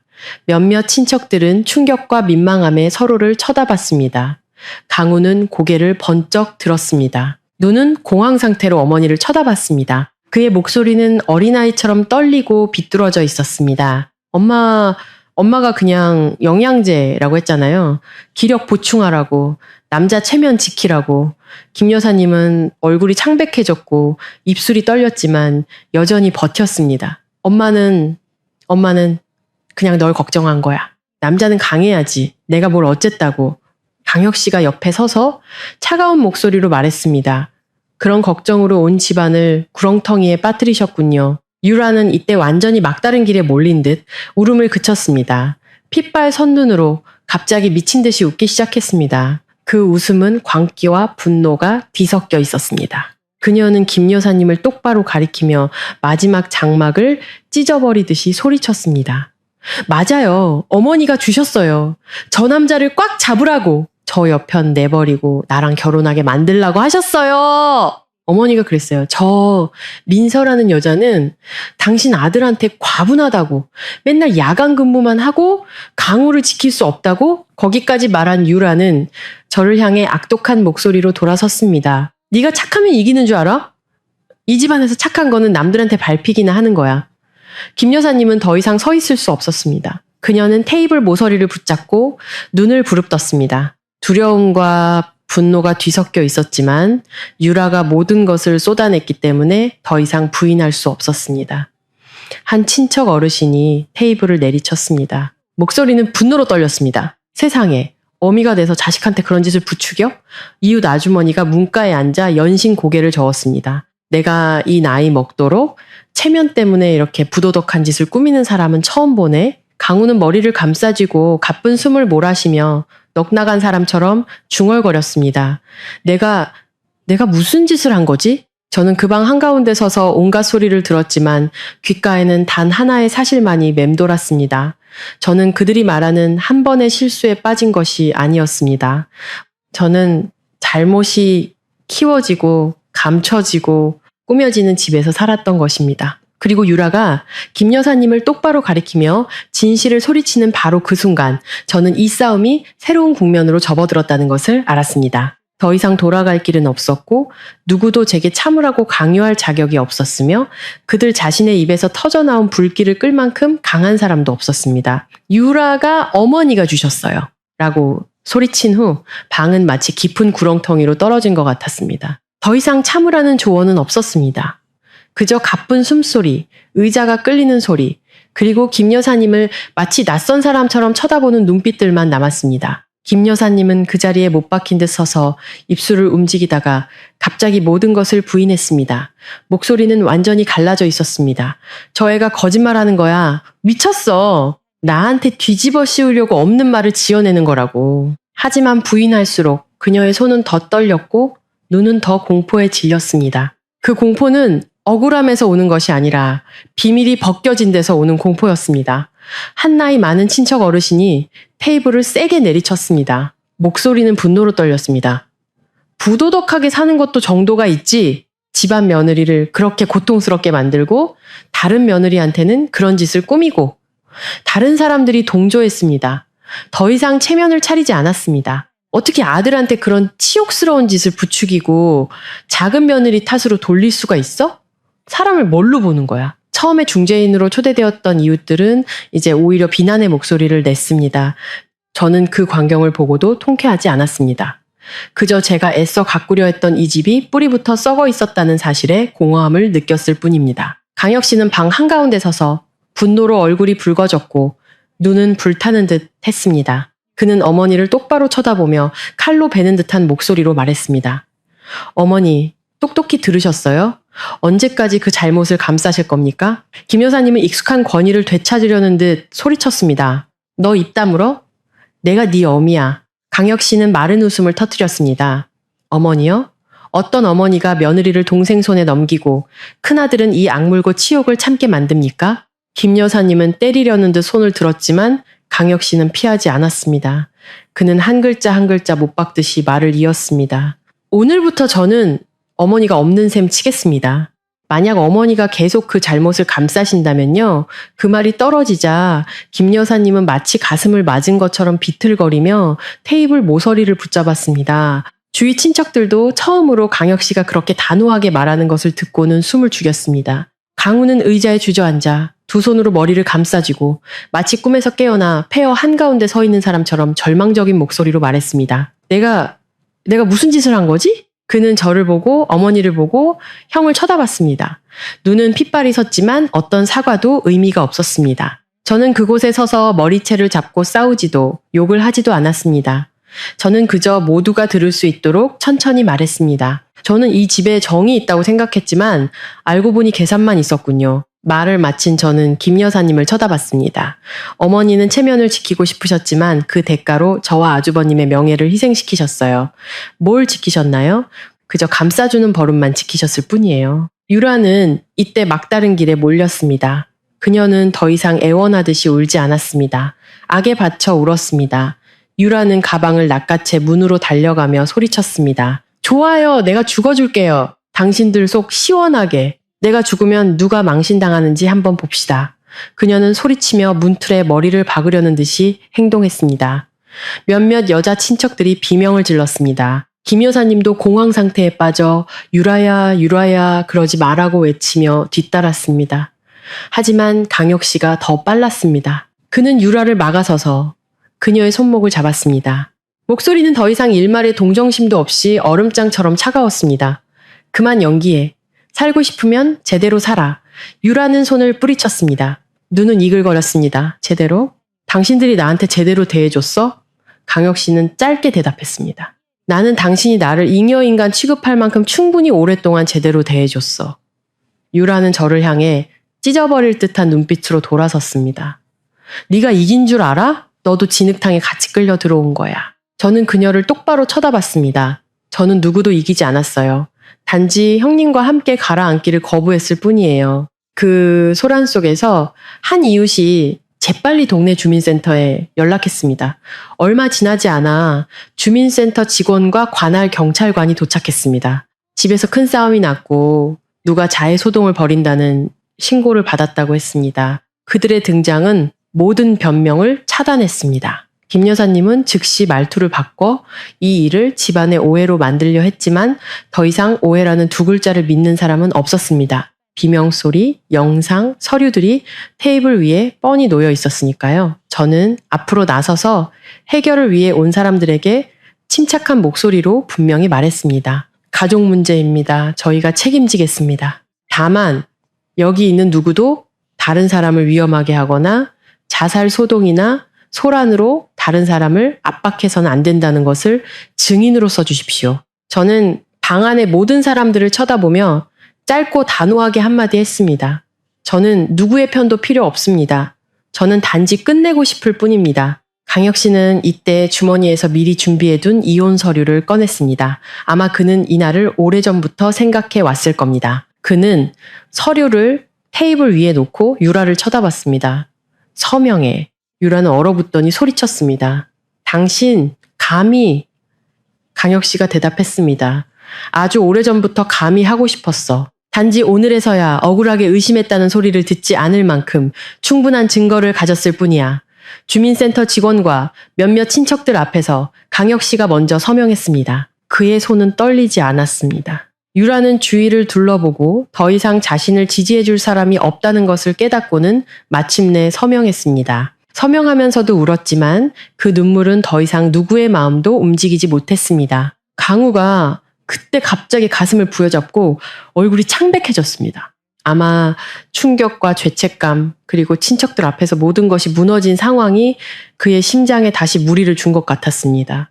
저는 직업적인 반사신경으로 달려가 상태를 확인했지만 친척 어르신이 이미 구급차를 부르라고 소리쳤습니다. 저는 강우를 보며 잠시 마음이 아팠습니다. 더 이상 사랑 때문이 아니라 누구도 제 눈앞에서 죽는 것을 원치 않았기 때문입니다. 하지만 동시에 전날 밤 의사가 했던 경고도 똑똑히 들렸습니다. 그의 심장은 흥분하면 재발하기 쉽다고. 이번에는 사고가 아니었습니다. 이번에는 그가 스스로 만들어낸 자유낙하의 결과였습니다. 그리고 구급차 사이렌 소리가 다시 골목 어귀에서 울려 퍼졌을 때 저는 문득 깨달았습니다. 어떤 대가는 복수할 필요도 없이 스스로 제때 제대로 제 주인을 찾아온다는 것을요. 구급차가 강우를 다시 병원으로 데려간 후 집은 마치 공기가 다 빠져나간 것 같았습니다. 거실의 의자들은 여전히 헝클어져 있었고 테이블 위의 찻잔은 그대로였으며 USB와 서류 뭉치는 마치 아무도 이 일이 없었던 척 할 수 없다는 것을 상기시키듯 덩그러니 놓여 있었습니다. 친척들은 차례로 일어나 집을 나섰습니다. 더 이상 조언할 기운도 남아있지 않았죠. 떠나기 전 한 어르신이 그저 한숨을 쉬며 말했습니다. 사람은 도리를 지키며 살아야지. 이렇게 숨기기만 해서야 하늘이 무섭지 않나. 문이 닫히고 발소리가 멀어졌습니다. 집 안에는 저와 강혁 씨 그리고 김 여사님만 남았습니다. 공기는 숨 막힐 듯이 무거웠습니다. 김 여사님은 의자에 주저앉았습니다. 두 눈은 핏발이 섰지만 며느리를 걱정해서가 아니라 분노와 수치심 때문이었습니다. 그녀는 여전히 익숙한 도덕론으로 버티려 했습니다. 마치 말만 하면 옳고 그름을 뒤집을 수 있다는 듯이요. 남자가 다 그렇지. 한번 실수해도 돌아올 줄 알면 된 거야. 분수를 아는 여자는 남편도 지키고 가정도 지키는 법이야. 저는 어머니를 쳐다봤습니다. 예전처럼 아프지 않았습니다. 그저 차가웠습니다. 저는 한 글자 한 글자 또렷하게 대답했습니다. 분수를 아는 것이 치욕을 참는 것을 의미하지는 않아요. 김 여사님은 반박하려 입을 열었지만 이번에는 편을 들어줄 사람이 아무도 없었기에 말을 잇지 못했습니다. 강혁 씨는 방 한구석에 서서 여전히 이혼 서류를 꽉 쥐고 있었습니다. 눈은 바닥을 향한 채 평정을 유지하려 애쓰는 듯 했습니다. 그는 더 이상 말이 많지 않았지만 그의 침묵은 어떤 고함보다 더 무서웠습니다. 저는 그의 마음속이 이미 충분히 산산조각 났다는 것을 알았습니다. 오후에 저는 책임감을 다하기 위해 그리고 해야 할 말을 끝내기 위해 병원에 강우를 찾아갔습니다. 강우는 병상에 누워 손에 링거를 꽂고 눈은 피차게 들어가 있었습니다. 제가 들어서는 것을 보자 그는 물에 빠진 사람이 지푸라기라도 잡는 것처럼 벌떡 일어나더니 갑자기 침대에서 내려와 쿵 소리를 내며 무릎을 꿇었습니다. 마른 무릎이 바닥에 닿는 소리가 들렸습니다. 강우는 진심으로 울었습니다. 목소리는 심하게 떨렸습니다. 민서야, 제발 나한테 한 번만 더 기회를 줘. 엄마한테 속았어. 내가 바보였어. 생각이 없었어. 저는 그 광경을 보고도 그가 생각하는 것처럼 마음이 약해지지 않았습니다. 저는 소리치지 않고 똑바로 물었습니다. 바보였어요? 아니면 욕심이 많았어요? 새로운 감정에 대한 욕심? 떠받들어주는 사람에 대한 욕심? 그러고는 운명 탓으로 돌리는 욕심이요. 강우는 얼어붙었습니다. 입을 벌렸지만 아무 말도 하지 못했습니다. 그는 여전히 무릎을 꿇고 눈물을 흘리며 애원했습니다. 나 변할게. 맹세해. 네가 원하는 건 뭐든지 할게. 저는 강우를 쳐다보며 천천히 말했습니다. 나를 믿어달라고 하지만 당신은 바로 이 집에서 나를 배신했어요. 용서해달라고 하지만 당신은 망신당할까봐 두려워할 뿐이에요. 당신은 멈췄기 때문이 아니라 들켰기 때문에 미안한 거예요. 강우는 어린아이처럼 머리를 감싸쥐고 흐느꼈습니다. 저는 바로 돌아서지 않았습니다. 그가 마지막 말을 똑똑히 듣기를 바랐기 때문입니다. 어떤 것들은 맹세로 고칠 수 없어요. 그저 결과를 받아들이는 것으로만 고칠 수 있어요. 강우가 고개를 숙이자마자 김 여사님이 뛰어들어왔습니다. 그녀는 이미 어머니의 자세를 되찾았고 얼굴은 차가웠으며 눈빛은 날카로웠습니다. 아들이 무릎 꿇은 것을 보고도 그를 일으켜 세우지 않고 제게로 돌아서서 원망과 명령이 섞인 목소리로 말했습니다. 봤지? 제가 저렇게 무릎까지 꿇었잖아. 너는 뭘 더 원하니? 너는 나를 생각하고 이 집안의 명예를 생각해야지. 저는 어머니를 쳐다보며 짧게 대답했습니다. 당신 집안의 명예는 당신이 그 일을 꾸민 순간부터 스스로 잃어버렸어요. 김 여사님은 분노했습니다. 내가 뭘 꾸며? 너는 저 유라년 말을 내 시어미보다 더 믿니? 저는 빙빙 돌려 싸우지 않았습니다. 그녀가 이해할 수 있을 만큼 한마디만 했습니다. 누구를 믿을 필요도 없어요. 그저 결과를 보면 돼요. 김 여사님은 제가 흔들리지 않는 것을 보고 즉시 마지막 수단을 썼습니다. 두려움으로 다른 사람을 억누르는데 익숙한 사람의 방식이었죠. 그녀는 으르렁거렸습니다. 네가 입 다물지 않으면 내가 네 병원에 가서 난리를 칠 거다. 네가 진료 기록을 이용해서 가족을 모함했다고 말할 거야. 너도 병원에서 일하니까 그 결과를 알겠지? 직장 잃고 명예 잃으면 누가 너를 쳐다보기나 하겠어? 저는 그 말을 듣고 저 자신도 놀랄 만큼 침착했습니다. 아마 너무 여러 번 위협을 당해서 이제는 더 이상 두렵지 않았기 때문일 겁니다. 저는 김 여사님을 똑바로 쳐다보며 단호하게 대답했습니다. 진료 기록은 병원 소유이고 보안 규정이 있습니다. 제가 그것을 소문내는데 쓰지 않았습니다. 하지만 누군가 익명으로 응급 상황에 대해 문의한 전화는 병원에서 추적했고 녹취록도 있습니다. 네, 김 여사님은 잠시 멈칫했습니다. 눈을 크게 떴습니다. 저는 빠르지도 느리지도 않게 말을 이었습니다. 만약 어머니가 소란을 피우시면은 병원은 그 전화의 발신지를 조사할 것이고 조사가 시작되면 진실은 제가 말하지 않아도 스스로 드러날 겁니다. 김 여사님은 얼굴이 창백해졌고 무릎 꿇고 있던 강우도 고개를 들어 어머니를 쳐다봤습니다. 그 눈빛은 공황 상태였습니다. 바로 그때 강혁 씨가 들어왔습니다. 그는 문가에 서서 낮지만 칼날처럼 날카로운 목소리로 말했습니다. 어머니 언제까지 협박하실 겁니까? 어머니는 동생을 아내를 무시하는 사람으로 키우셨어요. 어머니가 이기셨네요. 그런데 뭘 이기셨나요? 김 여사님은 강혁 씨를 쳐다봤습니다. 입술이 떨렸습니다. 네가 작은 며느리 편을 들어서 네 어미한테 대들어? 강혁 씨는 평온하지만 고통스러운 목소리로 대답했습니다. 저는 어머니께 대드는 게 아닙니다. 단지 어머니가 더 이상 잘못하시는 것을 보고만 있을 수 없을 뿐입니다. 저는 휴대폰을 꺼내 동료가 간호사실에서 전달해준 메시지를 열었습니다. 지난번 익명 전화번호는 기술팀에서 기록했고 그것이 유라의 지인과 관련이 있다는 내용이었습니다. 저는 길게 말할 필요 없이 김 여사님에게 보여주기만 했습니다. 그녀는 훑어보더니 얼굴이 창백해졌습니다. 저는 짧지만 충분한 한마디를 했습니다. 유라 형님은 저를 협박하려다 스스로 흔적을 남겼네요. 김 여사님은 할 말을 잃었습니다. 처음으로 그녀는 더 이상 상황을 뒤집을 말이 없었습니다. 저는 강우를 향해 돌아섰습니다. 그는 여전히 무릎을 꿇고 있었지만 울음소리는 마치 모든 애원이 소용없다는 것을 깨달은 사람처럼 점차 작아졌습니다. 저는 침대 옆 탁자 위에 이혼 서류를 올려놓고 펜을 들어 먼저 서명했습니다. 서명은 단호했습니다. 저는 높지 않지만 또렷한 목소리로 말했습니다. 저는 복수하지 않아요. 단지 더러운 곳을 떠날 뿐이에요. 강우는 제 서명을 마치 판결문처럼 쳐다봤습니다. 그는 손에 얼굴을 묻었습니다. 아마 태어나 처음으로 그는 잃는다는 것이 어떤 느낌인지 깨달았을 겁니다. 돈이나 명예를 잃는 것이 아니라 한때 진심으로 그를 집이라고 생각했던 한 사람을 잃는다는 것을요. 제가 서류에 서명한 후 모든 것은 제가 생각했던 것보다 더 빨리 진행되었습니다. 누군가 강해서가 아니라 진실이 충분히 명백하게 드러났을 때 사람들은 더 이상 그것을 체면이라는 낡은 상자에 되돌려 놓을 힘이 없었기 때문입니다. 저는 병원으로 돌아와 일을 계속했습니다.